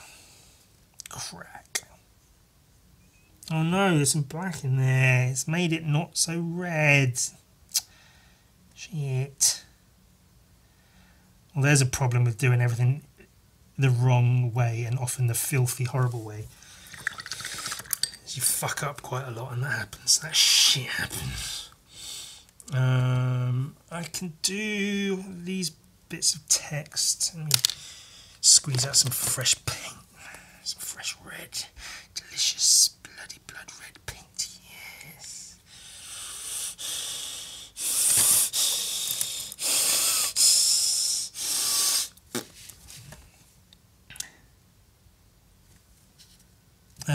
And this is another one that you can see isn't painted. It's using the same sort of marker pen techniques as this panel here. So I'll do that in much the same way. I could probably do the grey as well, because it looks like the grey and the yellow is the same grey and yellow he used on this panel. So I could probably get this one all done pretty much now. See how I get on. So something came to mind the other day. It's not relevant to anything we're doing right now. It's just, I was talking recently in a podcast episode about school and how I hated school. And let me preface this by saying, for all of my talking bad of people at school, I hate everyone at school, also just a bunch of shit people, fucking can't stand being there just because the people are fucking so annoying. Ooh. Yes, but also, I was hardly a fucking wonderful child. I had so many cringe moments. I've spoken about a couple of them, but there are many, many, many, many, many, many, many more I will never bring up, because they are just too embarrassing to even think about, much less talk about openly, much less admit to. So yeah, I was a pretty cringe kid at school. I don't claim to be like better than the people I went to school. I'm better than a lot of them. But yeah, so anytime I speak ill of them, I am aware of my own shortcomings. I don't claim to be some, cool wizard of a fucking kid. But I did think of a story randomly of a thing that happened. It was sometime after school. It was in the winter. Me and a couple of the guys, we were skateboarding. I had friends occasionally. Like, I sort of hung out with a couple of different groups of friends now and then. Like, I had some skateboard friends I hung out with, some other kinds of friends I hung out with sometimes. Did you ever have those friends where, like, you suddenly start talking to someone you've seen in class all the time but never really speak to, but then out of nowhere you get like put together on like a project or whatever, and then suddenly you start talking, you realise you get on, like you make each other laugh quite a bit, and then you're like, oh hey, let's hang out, and you go to their house, they go to your house, and like you would never ever have thought of like being friends with this person, but now they're just sort of your friend. And then along the exact same lines, sometimes that happens, and just as quickly as you become friends, you sort of unbecome friends, where you realise it was cool to hang out for a bit, but you don't really interest each other long term. That's happened quite a few times. So I've sort of floated around a few different friend groups in that sort of way. So I had my skatey friends, and even with the skatey friends, there was a couple of different groups of skateboard friends that I sort of hung out with from time to time. So I was with this one particular group. They lived close by. There was snow in the air. It wasn't settling anywhere, but there was like flakes around, just here and there. It was in the air. It was cold, brisk winter evening, afternoon, just after school, I think. We were skating on some curbs outside one of these kids' houses. And then a couple of whores, well, a couple of girls from school show up. I think they'd been Christmas shopping or something, and they lived somewhat close by, so they walked down this road that we were skateboarding on. And then two of the guys I was with, they were sort of friends with these girls. I wasn't, obviously. I wasn't friends with girls. I mean, come on. That sort of goes without saying. You don't need me to tell you that I wasn't friends with. If I say I wasn't really friends with girls at school, you would then say, yeah, we know. You know, that's a redundancy. Saying that is completely unnecessary. We know. So these girls had been Christmas shopping, and because they're like, I don't know, girls being cool, fun, funny girls, they'd bought mistletoe, and so they were just holding on to it. And then for the other, I think there's 3 guys I was with, boys that I was skateboarding with. So they held up the mistletoe, and they were like, "Oh, kisses under the mistletoe," and then kissed these boys, just a quick, peck on the lips, like a little peck on the lips. And I could see right away, I was like, "Oh God, they don't want to kiss me." And they liked these other 2 guys, and then the other guy, they were like, "Hey, here, have a kiss as well under the mistletoe." And I could tell straight away, they're like, they don't want to kiss me. Why? So they left me to last, obviously. And I may be, projecting my own shit a little bit, but even so, they don't want to kiss me. I can tell. And so one of them, I won't say her name. No, I won't. Sort of, obviously, I can only assume, reluctantly, she figured, well, it would appear very mean to, kiss these other boys and then not kiss Ewan. So I'll at least give him a quick. I'll just quickly. She held up the mistletoe, and my initial reaction, without thinking, without feeling anything, my initial reaction, I just stepped back and I was like, ooh. Not like, ugh, but just like, ugh, Jesus, no, what are you doing? You don't want to kiss me. What the fuck? Also, I didn't want to kiss her because she was part of a clique of, the popular girls, and she'd go fuck herself. I think about people from school from time to time, and I hope they're dead. And she's one of them. Nothing against her necessarily. Then she had a friend who was a cunt, and I hope she's dead. I gave her a black eye. I didn't intend to. I didn't fucking hit her. Not the girl that was holding the mistletoe up, a completely different girl who wasn't there in this story I'm telling. But she, during school hours, in a lunch break, she came into our tutor room, or attempted to. And I mean, in my defence, we weren't at that point, because of rule changes and bad behaviour and stuff. Students weren't allowed to go into other students' form rooms, basically. Like, we had our tutor room in our block, and there were other tutor rooms of our age groups in their blocks, and we weren't allowed into each other's tutor rooms during breaks and stuff. It's a silly rule, but it's school, isn't it? That's what school is. It's full of silly rules. So I see her about to enter our tutor room, and I think, well, I don't care about the rules, but fuck her. We're not allowed in each other's tutor rooms, so I'll put a stop to this. And I put my foot in front of the door, which are these pretty heavy metal doors with windows in.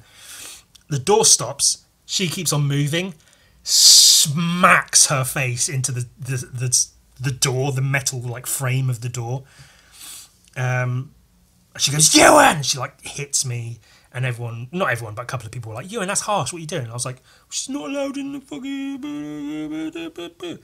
But of course, she was one of the popular girls and everyone liked her, so they were like, "Ewan, don't be a dick." And I didn't think at the time that she hit her head that hard. I thought she just walked into the door a little bit, and I was like, "Ha tee."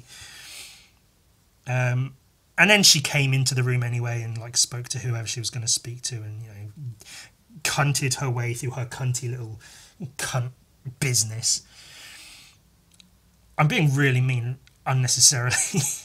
I just didn't like her. And then the next day, in the morning, an envoy from her tutor comes into ours, knocks on our door at morning registration and goes, "Oh, Miss fucking whatever, the other tutor, another tutor, wants to see Ewan." And I was just like, what? What? Why does anyone want to see me? I don't do anything. I just fucking hang out. What's going on? So I'm like, okay. So my tutor says, okay, Ewan, I guess you better go and see what she wants. So I go to see what this other tutor wants. I walk into the room. In there is the girl who walked into the door, sat next to her mum, who has come into the school, to discuss the big bruise on her daughter's face that I apparently gave her.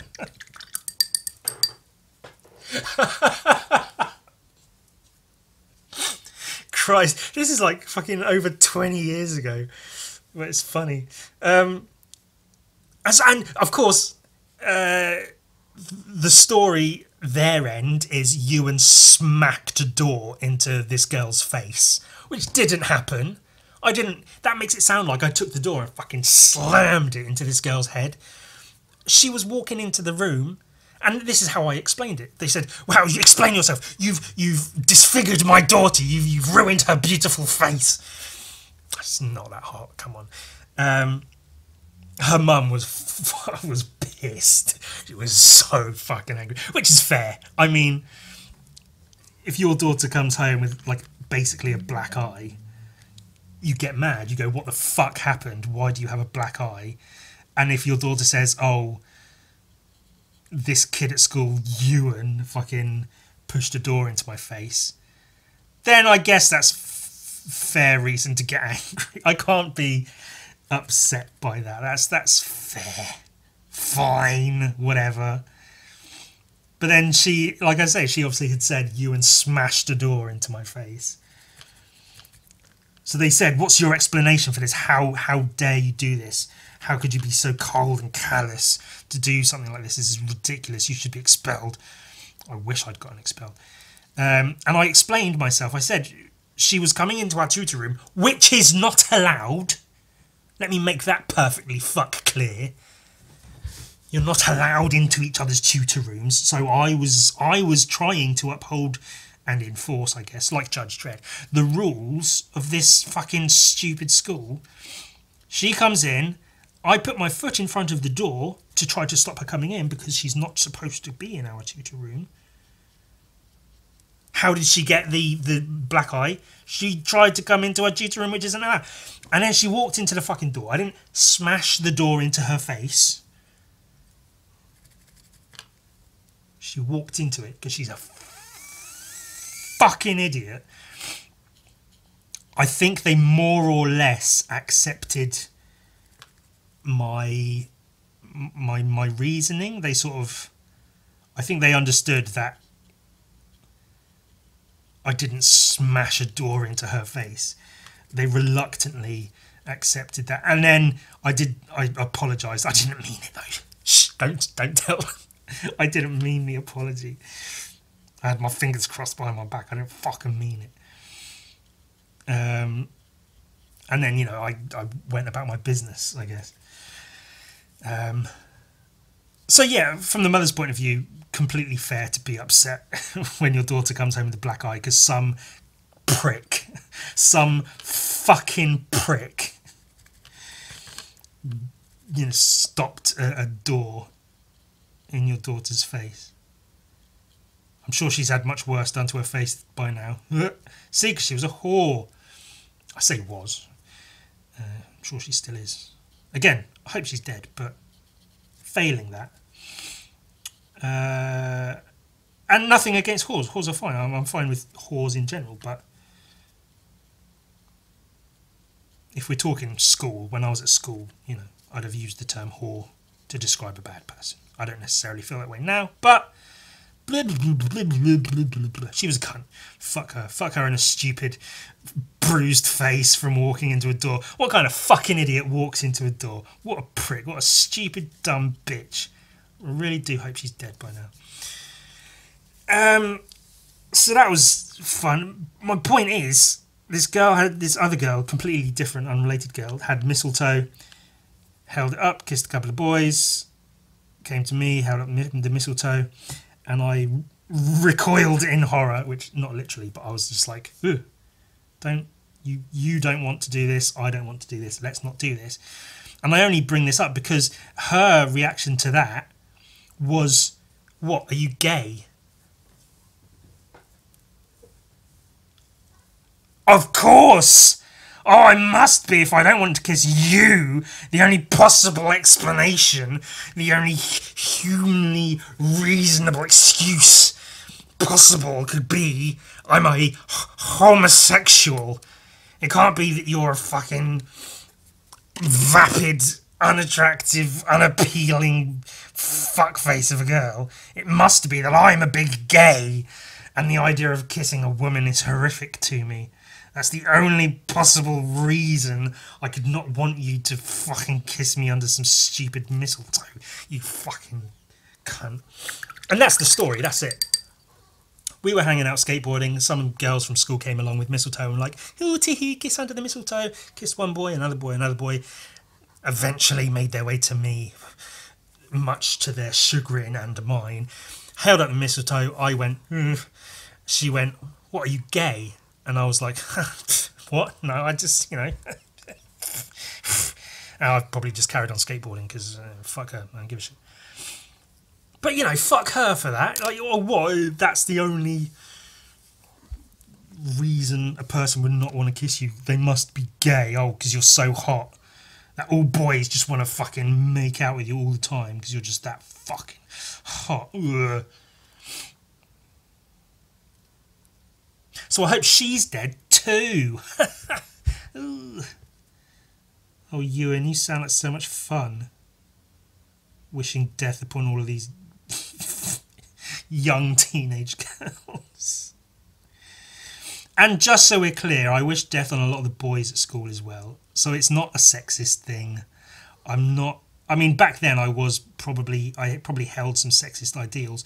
And frankly, I put a lot of that down to my religious upbringing. I blame that for a lot of that shit.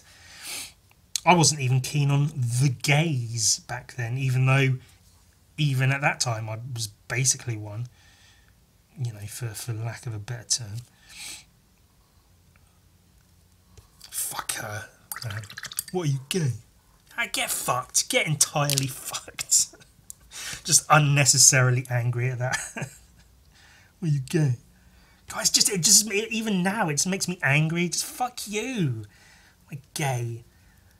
You know as well as I do, you don't want to be kissing me under the fucking mistletoe. Or maybe she did, Ewan. Maybe she was happy to have an excuse to give you a little kiss. Maybe she was like, she'd known who you are. She knows you're good at art. And she just thought, oh, hey, I get to give you a kiss. Maybe she left you to last because she was a little bit shy and she didn't want to seem too eager. Didn't want to jump into it. Oh, Ewan, let me give you a kiss. So she was like, this guy and this guy and this guy. And now, Ewan, how about it?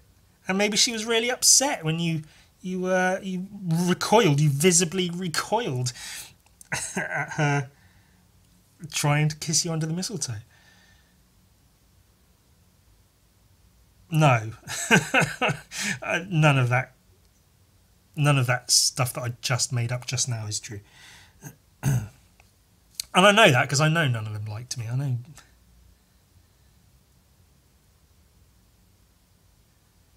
I thought I'd talk about painting, but no, it's more school stories. See, my childhood affected me in a lot of ways, and school was a large part of that. Which I know that's sort of the same for everyone. School fucks people up. It's just life, innit? It's life, isn't it? But because I had some bad stuff happen to me outside of school. And so that affected me in general, and then that affected me at school and sort of how I acted in certain ways and certain environments and how I was perceived. Some of it was my fault. Some of how I was perceived was my fault. Nothing that happened to me was my fault. I'm very clear on that. We're talking abuse here. childhood abuse and trauma. Yeah, some shit happened to me that sort of fucked me up, and it made things difficult. And one of those things that made difficult was school life. And school life is quite a large part of any child's life. So that made quite a large part of my life very, very difficult. I remember one instance. I won't go on too much about school stories. Or maybe I fucking will. Fuck you. I'll do what I want. I remember one particular instance where I think it was these same kids I was skateboarding with and a couple of others. We went to this one girl's house. I think it was one of the girls who was there with the mistletoe, but the one who went to kiss me wasn't there. We went to her house because it was like just near the school, just to hang out after school. And then, so there was 2 or 3 other boys and then maybe 3 or 4 girls. And we were in this girl's bedroom, and they were all like jumping and bouncing on the bed in like a big pile. I don't know what the fuck they were doing. There was music on and they were all just like fucking around on the bed. Not like fucking around on the bed. It wasn't sexual. They were all just like pissing about on the bed, just like, I don't know, hitting each other with pillows and just having a big thing. And I was sat on a chair on the other side of the room with my earphones in, just sort of like thinking, why am I here? I was walking home with these friends that I skateboard with, and they said, I guess they saw some of the girls and they were like, oh hey, we're all going to this girl's house, do you want to come hang out? And they were all like, yeah, let's go hang out. And I was with them, so I was like, I guess I'll go hang out. And then we all went and hung out. But then, I mean, I'm not that kind of person. I'm not remotely sociable anyway at the best of times, especially in times like that when they're all like, I'm not friends with at least one of these boys or any of these girls. We just don't interact, and suddenly they're all jumping and farting about on the bed. And then what am I going to do? I'm not going to join in. It would be weird if I did. What the fuck am I going to do? Like, oh, hit you with a pillow. And even if I did that, they'd be like, fuck off, Ewan. You don't know me like that. Don't try and fucking cutely hit me with a pillow, you prick. Fuck you. Fuck you. I need some of that deep, dark crimson red. Yes, delicious. Some of that. So yeah, I was just sat there listening to my, I don't know, probably like Linkin Park and Limp Bizkit and shit. You know, cool music like that. And then, of course, the story isn't that boring. It's a little bit boring, but it's not that boring. They all start, they turn their attention onto me because I'm the odd one out. And they go, Ewan, why stop being so antisocial? And they start like throwing shit at me, cuddly toys and pillows and stuff. And they're just saying, stop being so antisocial. What are you doing? Why are you even here? Stop being so antisocial. And like, I am antisocial. I'm a punk. That's what we do. Fuck you. You don't know me. Get fucked. And so I got up and left because I wasn't having any of that. What the fuck am I going to do? I'm not part of this gang, this crew. I'm not part of this thing.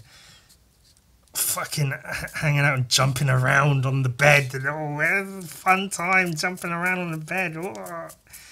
That's not me. I'm not that guy. Fuck are we doing? So yeah, they all got pissy, so I just left. And I mean, that's the end of that story. I assume after I left they were like, what the fuck is his problem? Why is he such a fucking weirdo? Fuck that guy. He's fucking...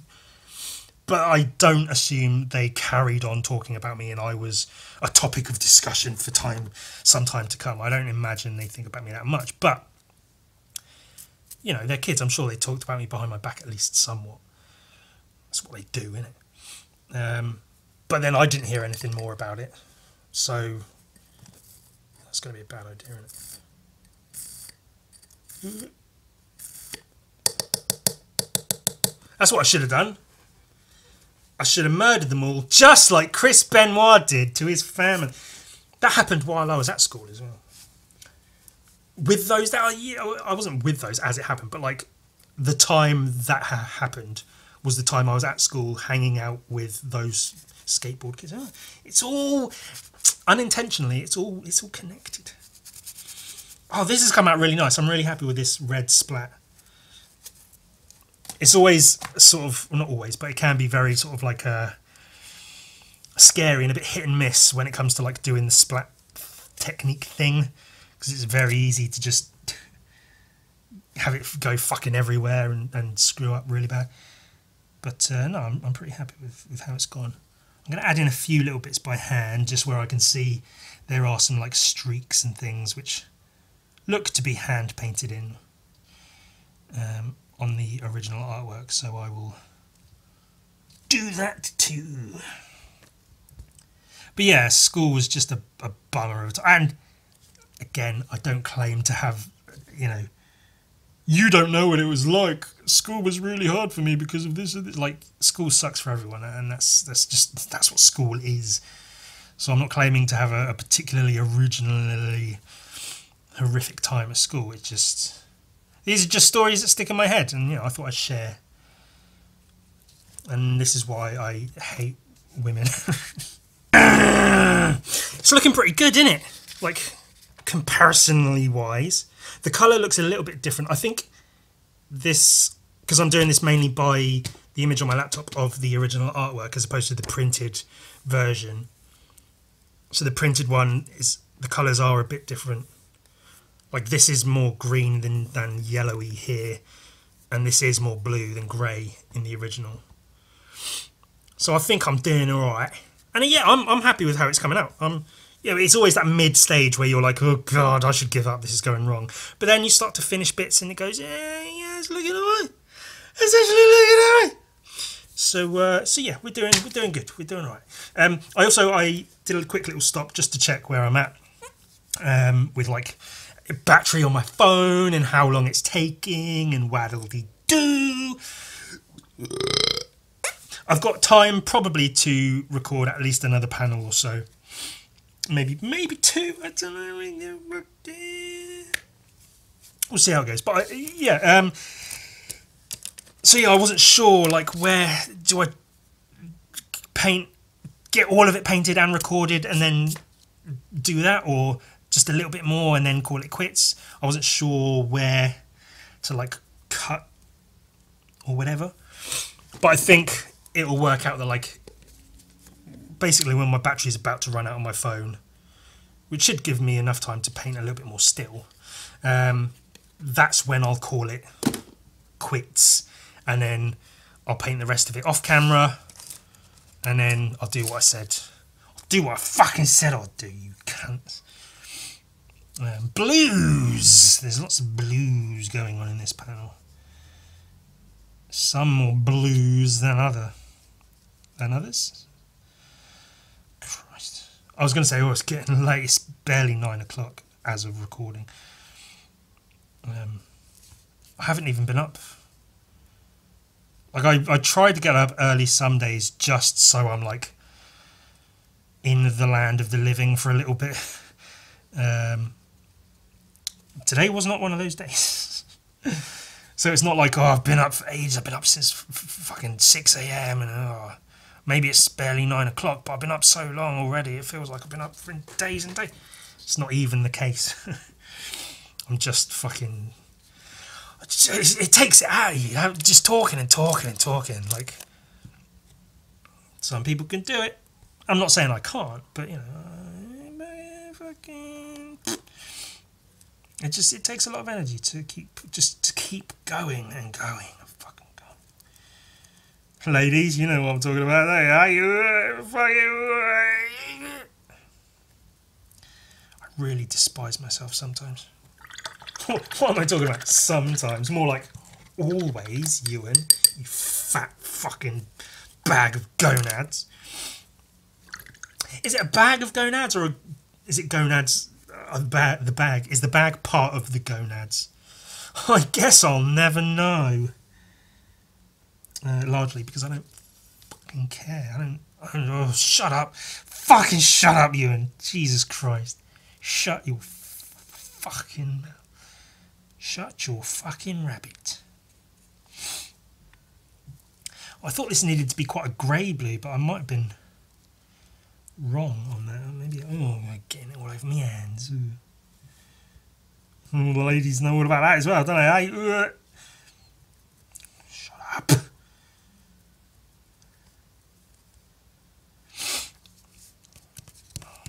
trying to paint this guy's stupid face. This is what we're painting right now. This guy's face, he's got like his hand on the kid's shoulder. It's the kid's head. His nose like poking over his shoulder. And that's what we're painting right now. Or attempting to. Seem to be fucking it up pretty wonderfully. I don't know. This is one where I have sort of lost a lot of the lines in the underpainting. The splatter has covered up quite a few of the original lines that would have been there, so that's a bit of a detriment to my doing of this, but that's alright, we'll get there. There's quite a lot of like creases and stuff, and I do want to try and get some of those in. Is this brush going to be anywhere? Oh, it's going to be just as fucking fuck. Jesus Christ, why am I so miserable? Why am I so miserable? Oh, I don't know, because you spent a large portion of time talking about horrible people in a horrible place. Maybe I should try and talk about something fun and happy. Oh, did you hear about Chris Benoit? What a way to go.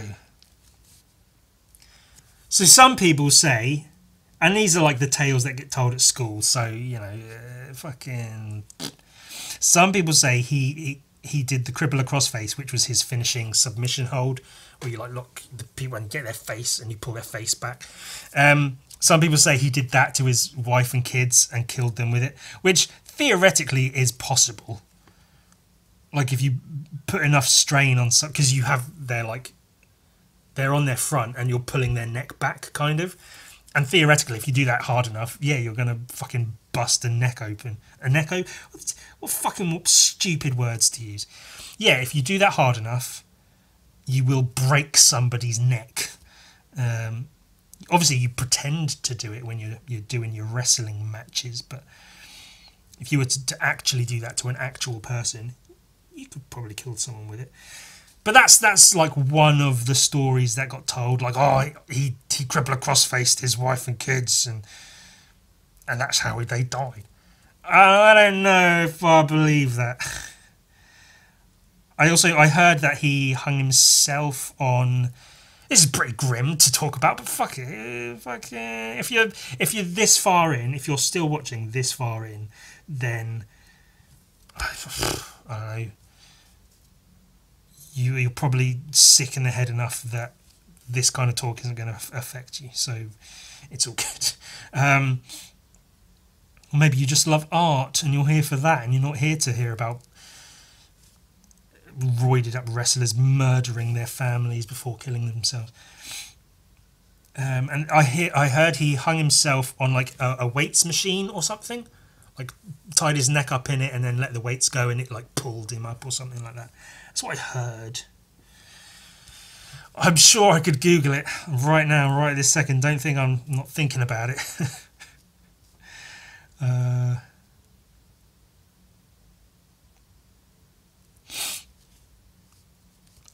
don't know if I want that in my, not necessarily in my search history, but because now everything affects everything. Like on Instagram and YouTube, if I watch one like reel or video about something I dislike because I'm sort of curious as to what someone's saying about it, or it's just like, oh god, what are they talking about now? I have to watch one thing of that sort, like one right-wing fucking conspiracy idiot talking about their shitty nonsense. And then the algorithm goes, oh, well, if you like watching that, here's 8,000 more things like that. And it's like, no, I don't want that. I don't want you to show me loads of that shit. I was just curious for a moment. But obviously the algorithms don't know that, do they? They assume you're only watching that stuff because you like it. Otherwise, why would you watch it? And that's how the rabbit holes start, isn't it? So that can be dangerous. But that's I'm loath to search for things sometimes because I don't want that to affect what I see, because that can affect my sort of mental health and whatever else. Which is annoying how that happens, isn't it? How like shit affects you. Shit stays with you and like affects your mind and shit. It's a bunch of bullshit, frankly, if you ask me. Which you haven't done. But if you did, then that's sort of what I'd say.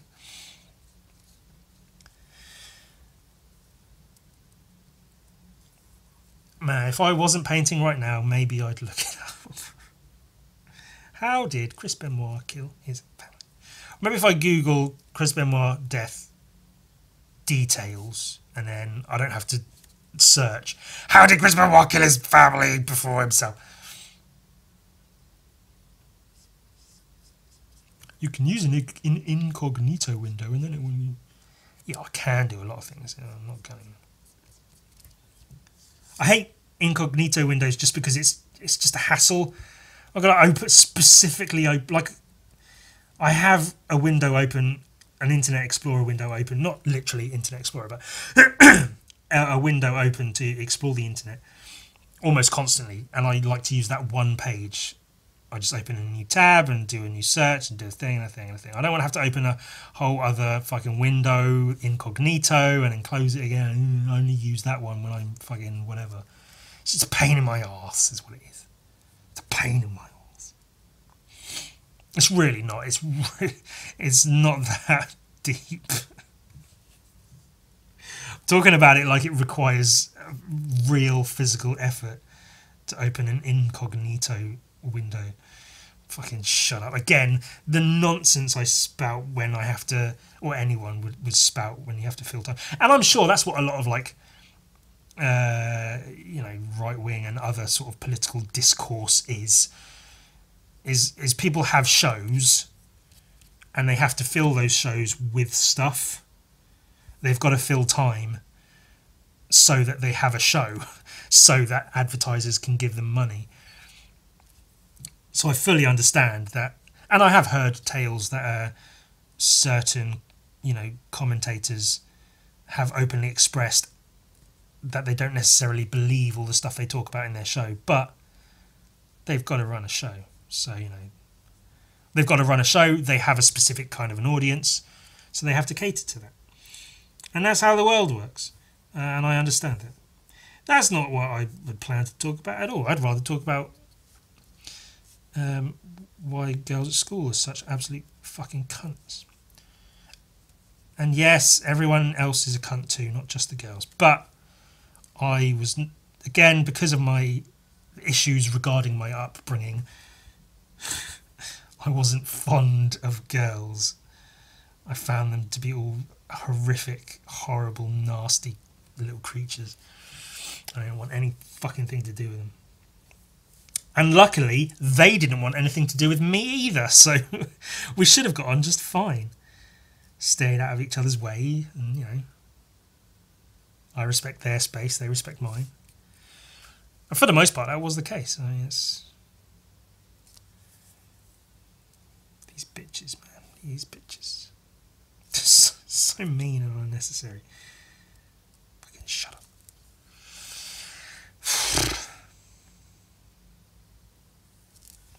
This is another case of me feeling like this isn't necessarily blue enough, but I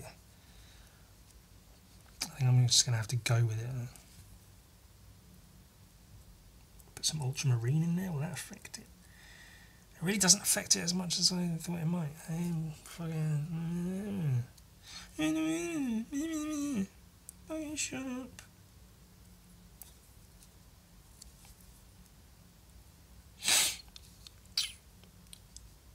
If you are literally just here for the art, I apologise.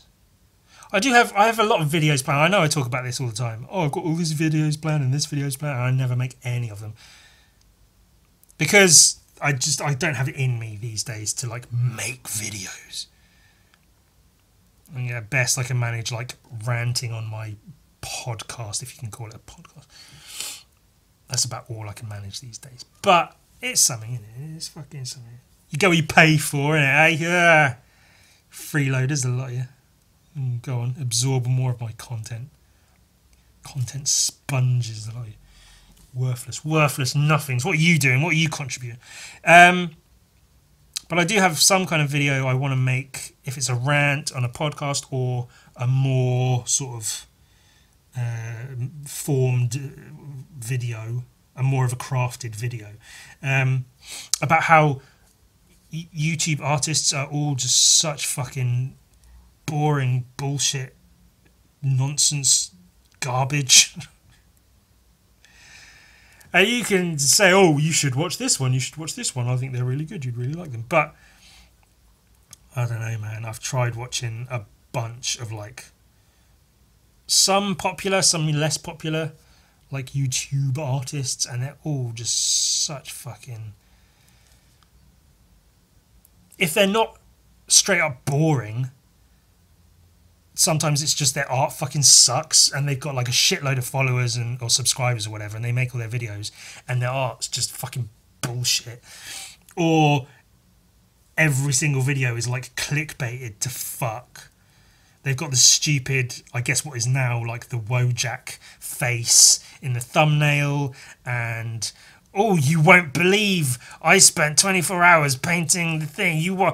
Wait to the end. You know, you're not going to believe what happened when I painted the thing. Oh my God. Painting iPhones for the thing and that stuff. Oh God, I used every single marker available. And oh, look at the size of my studio. Oh, video blog moving into my new enormous warehouse studio. Hey, look how much money I'm making and you're not. Oh, look at me doing what I do. Making loads and loads of money doing it while you sit there not doing that. Oh my God, look at this. Oh, that's amazing. Fucking hate all of them so much.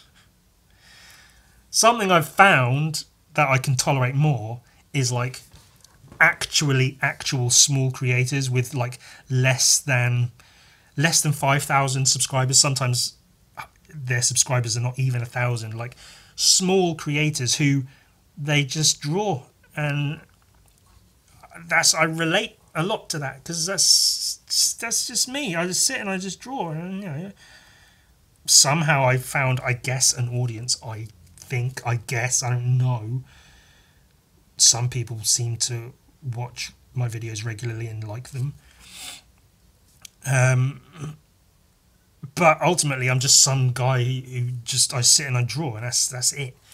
And that's the content I want to see. So when I see videos like that, and luckily, Instagram has, I guess, done something right in that respect, where it will recommend, well, not recommend, but like it will pop up on the front page, like a random smaller creator, smaller artist, and their video's got like 12 views and it's just them drawing. And even if they're like just drawing like an anime character or something, I'll give the video a watch, I'll give the video a like, I'll subscribe to their page, because that's what I want to encourage, and that's what I want my YouTube algorithm, I guess, to sort of see and suggest, is that kind of shit, because that's the kind of shit that I like, and that's what I want to see more of. Not all this fucking bullshit, garbage, boring, fucking boring, like bigger artists doing their garbage, bullshit, boring content. The clickbaitiness of it all is so horrible. And I know that's, if you do the clickbait stuff, if you make the shocked face in your thumbnail, your views skyrocket. You get way more views because that's just the way the algorithm works. And like, yeah, I get it. But if you've got a fucking ounce of integrity, then who gives a shit? Oh, but you've got to make your living, you know, you've got to make money, and that's the only way to make money. Well, then maybe fuck you and don't care about money. Get a job. Don't take art and make it content, I guess. It's fucking disgusting, man. They're part of the problem. You know, they claim to be artists and whatever, but they are turning art into even more of a commodity than it has already been turned into by, you know, the system and whatever. Bunch of bullshit. Fuck you. Let's go on to Google real quick. Chris Benoit. Death details. Pictures. Are there pictures? Chris Benoit, double murder and suicide. Oof. committed suicide by hanging. Yeah. Oh, he used a weight machine cord to hang himself. Oh. What exactly happened to Chris? There's so many questions. Over a 3-day period, Chris Benoit murdered his wife, Nancy, their 7-year-old son, Daniel, before hanging himself at their residence in Fayetteville, Georgia. Jesus. What makes the death of Chris a tragedy? Who? What? Oh, that's something else entirely. Oh. That's someone else called Chris. Very, very nasty. I don't know. I can't donate to.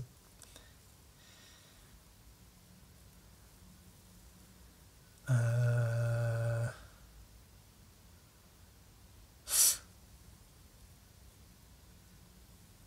Jesus.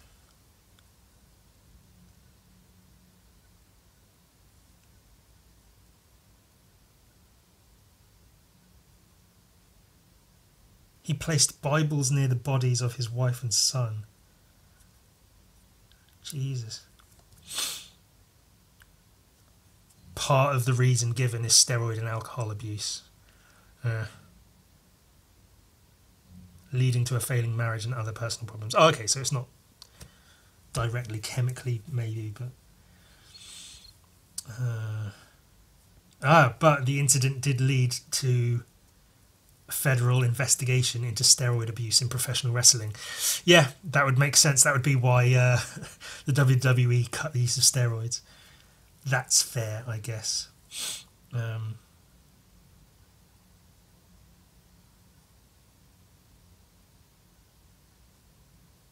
Oh, God. Okay, there are details. Yeah, I'm not gonna... It says the wife and kid died of asphyxiation. In the basic description, they died of asphyxiation. I don't believe the crippler crossface was used.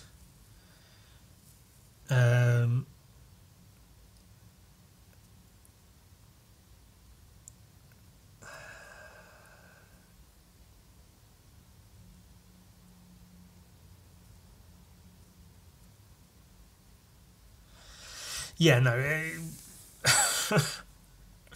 I'm not going to read more of that. That's enough information. I don't need to know anymore. I kind of wish I hadn't taken that aside and read. Oh, God. It did go into a few details of like items found on and around the bodies before and after, or after, obviously they're found after the death. But yeah, I don't need to spend any more time looking at that. Really.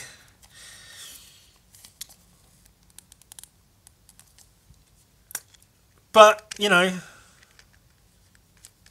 that is sort of when wrestling was fun and interesting, and since then it's been boring as fuck. So, swings and roundabouts, isn't it, really? You take the bad with the good. Yeah, steroid abuse and, you know, murder-suicides. But the show's more entertaining because it's full of crazy, roided-up characters. You know, it's fun to see. Yeah. However... entertaining wrestling show, murder-suicides. Entertaining wrestling show, murder-suicides. It's a difficult balance. I don't know if I'm in a position to, you know, draw any conclusions on, you know, which is better to have.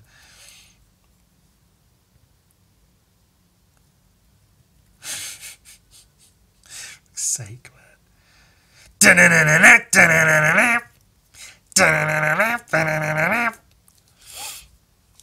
Yeah, that's his entrance music. It's funny. I can't seem to get any of this fucking pink, the right shade, the right tone, the right chrome, whatever.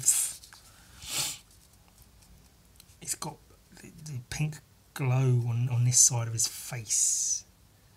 Bubbles and shit.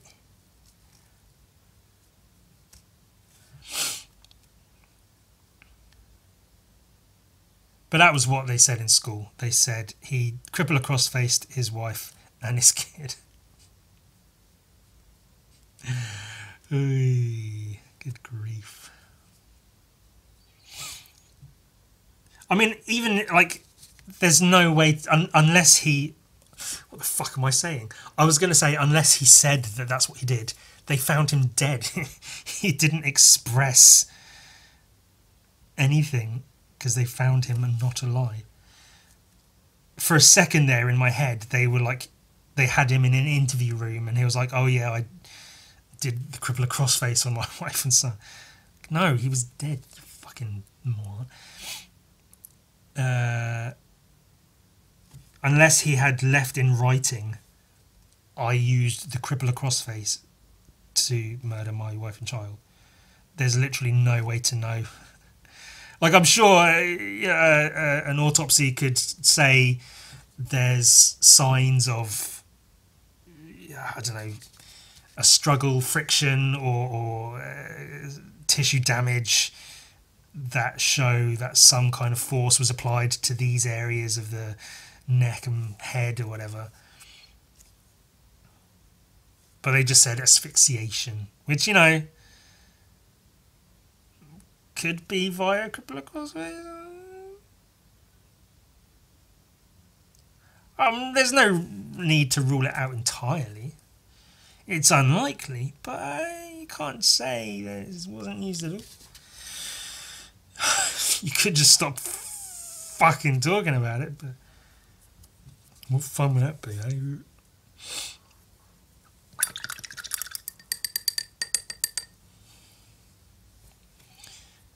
There's some, like, I'm gonna have to mix some of this shit. Some of this pink. Just a little bit of blue. Oh, I'm gonna need quite a bit though, aren't I? Shit. God damn it. What the fuck?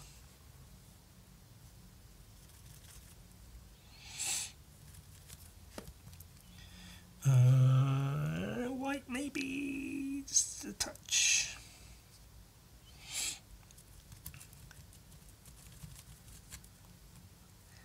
Kind of purple, kind of grey, kind of pink, but not kind of here. I don't know. I don't fucking know. I think for this bit I'm about to do, he clearly used like a coloured pencil, but I'm not going to be doing it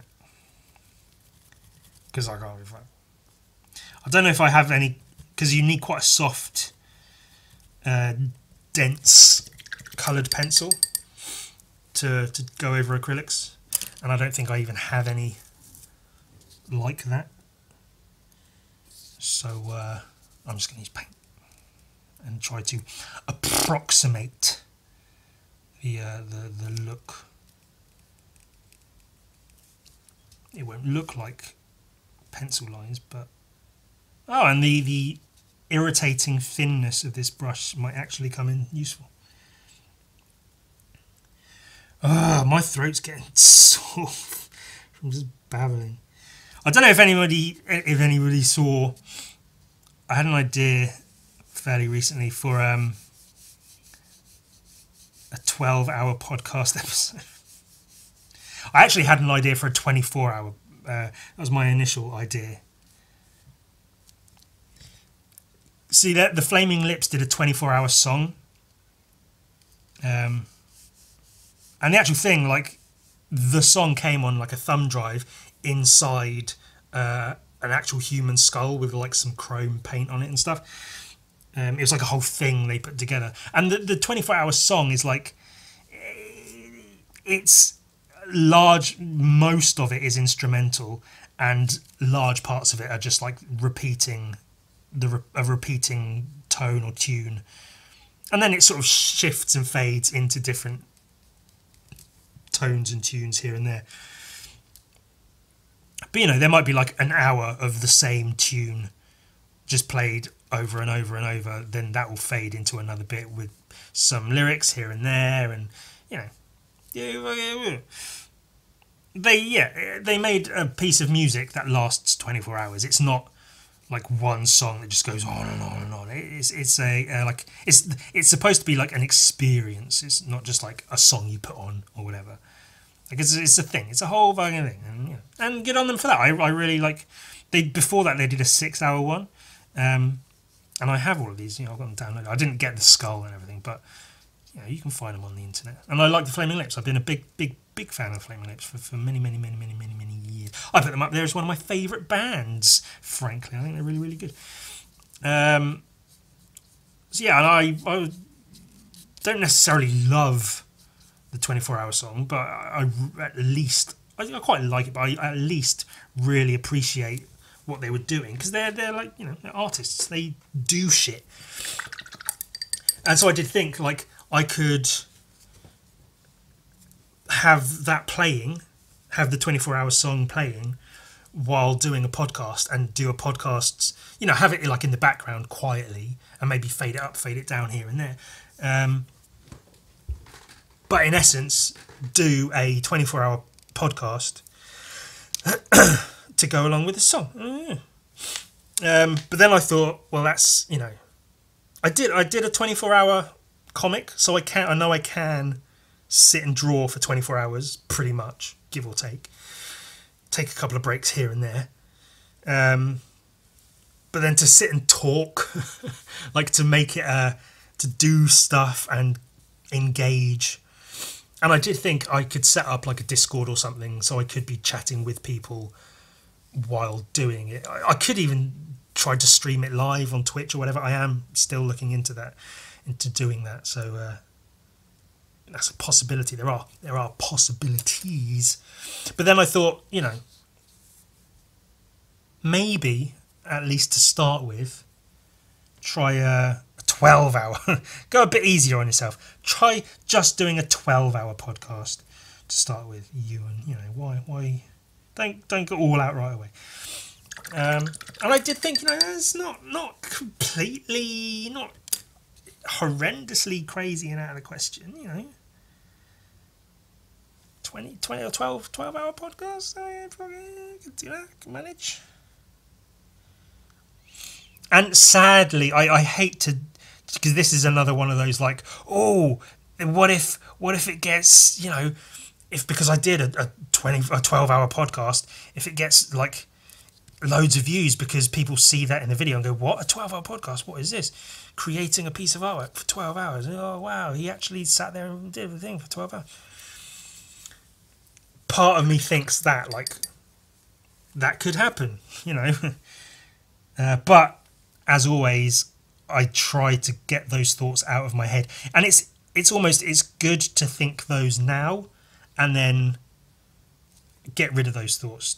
So now I've had that thought, and now that thought's gone, it's been and gone, and I don't need to worry about it anymore. So I know that's not gonna, because the point of my idea of doing a 12-hour podcast is not to have it be seen by hundreds of thousands of people and then we'll go, wow, this guy did a 12-hour.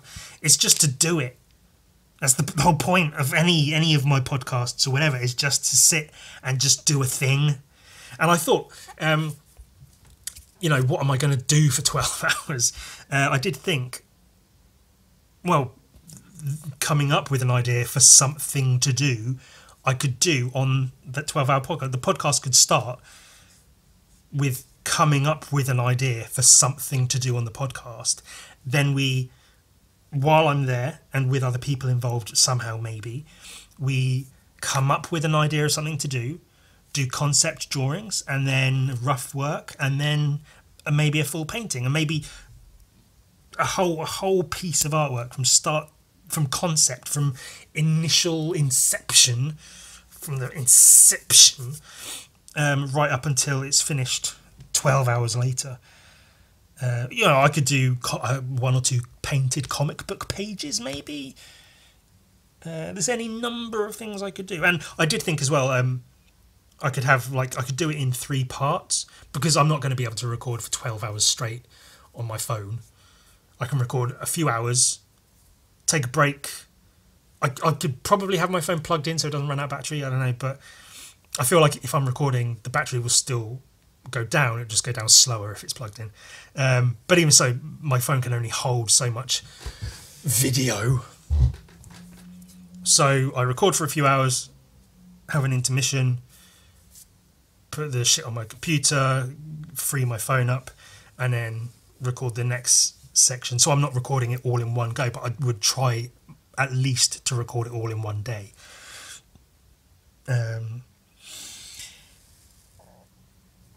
Be something to do. might be cool. I don't know. It's just another one of those things. Like, I did a 24-hour comic. Like, I didn't expect it to go anywhere, but the point was just to do it. Just to see, can I produce an entire comic in 24 hours? And the answer to that is yes. Yes, I can. And I did quite successfully. So now the next one, well, not necessarily like the next obvious step from there, because it's not, but the next one of those types of thoughts in my head is, can I do a 12-hour podcast? I've done, heading towards 250 podcast episodes, for better or worse.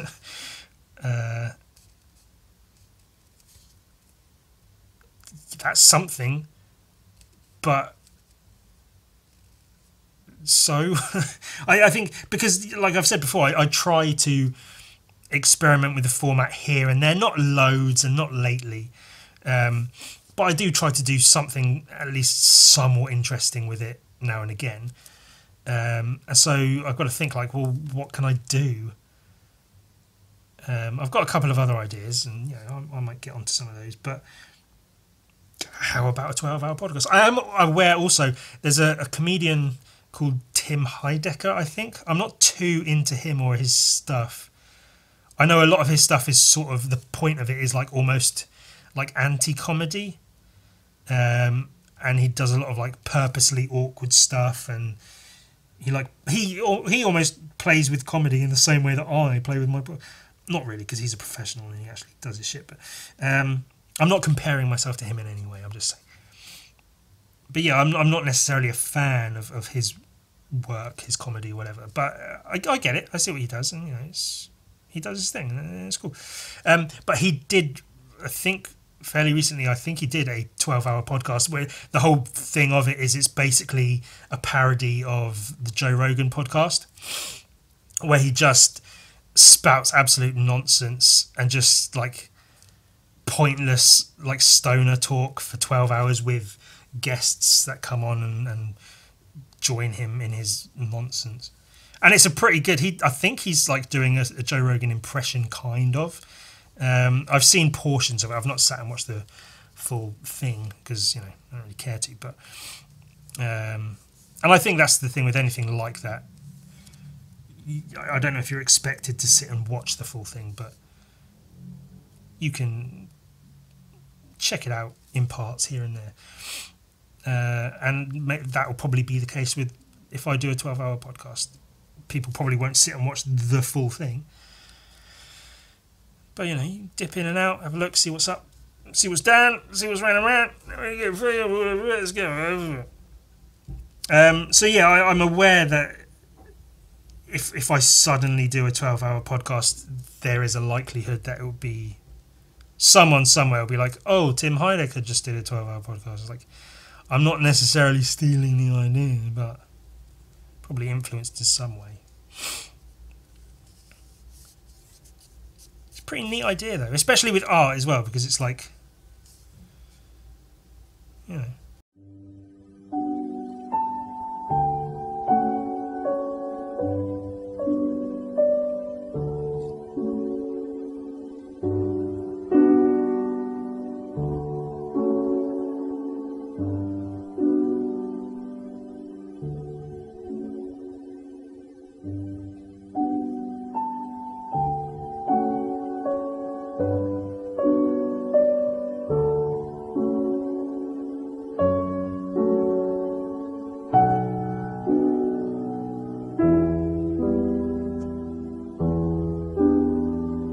that's how they film those those. Oh, look at me finishing a new painting. Oh, doing the final touches on my latest masterpiece with a brush with clearly no paint on it.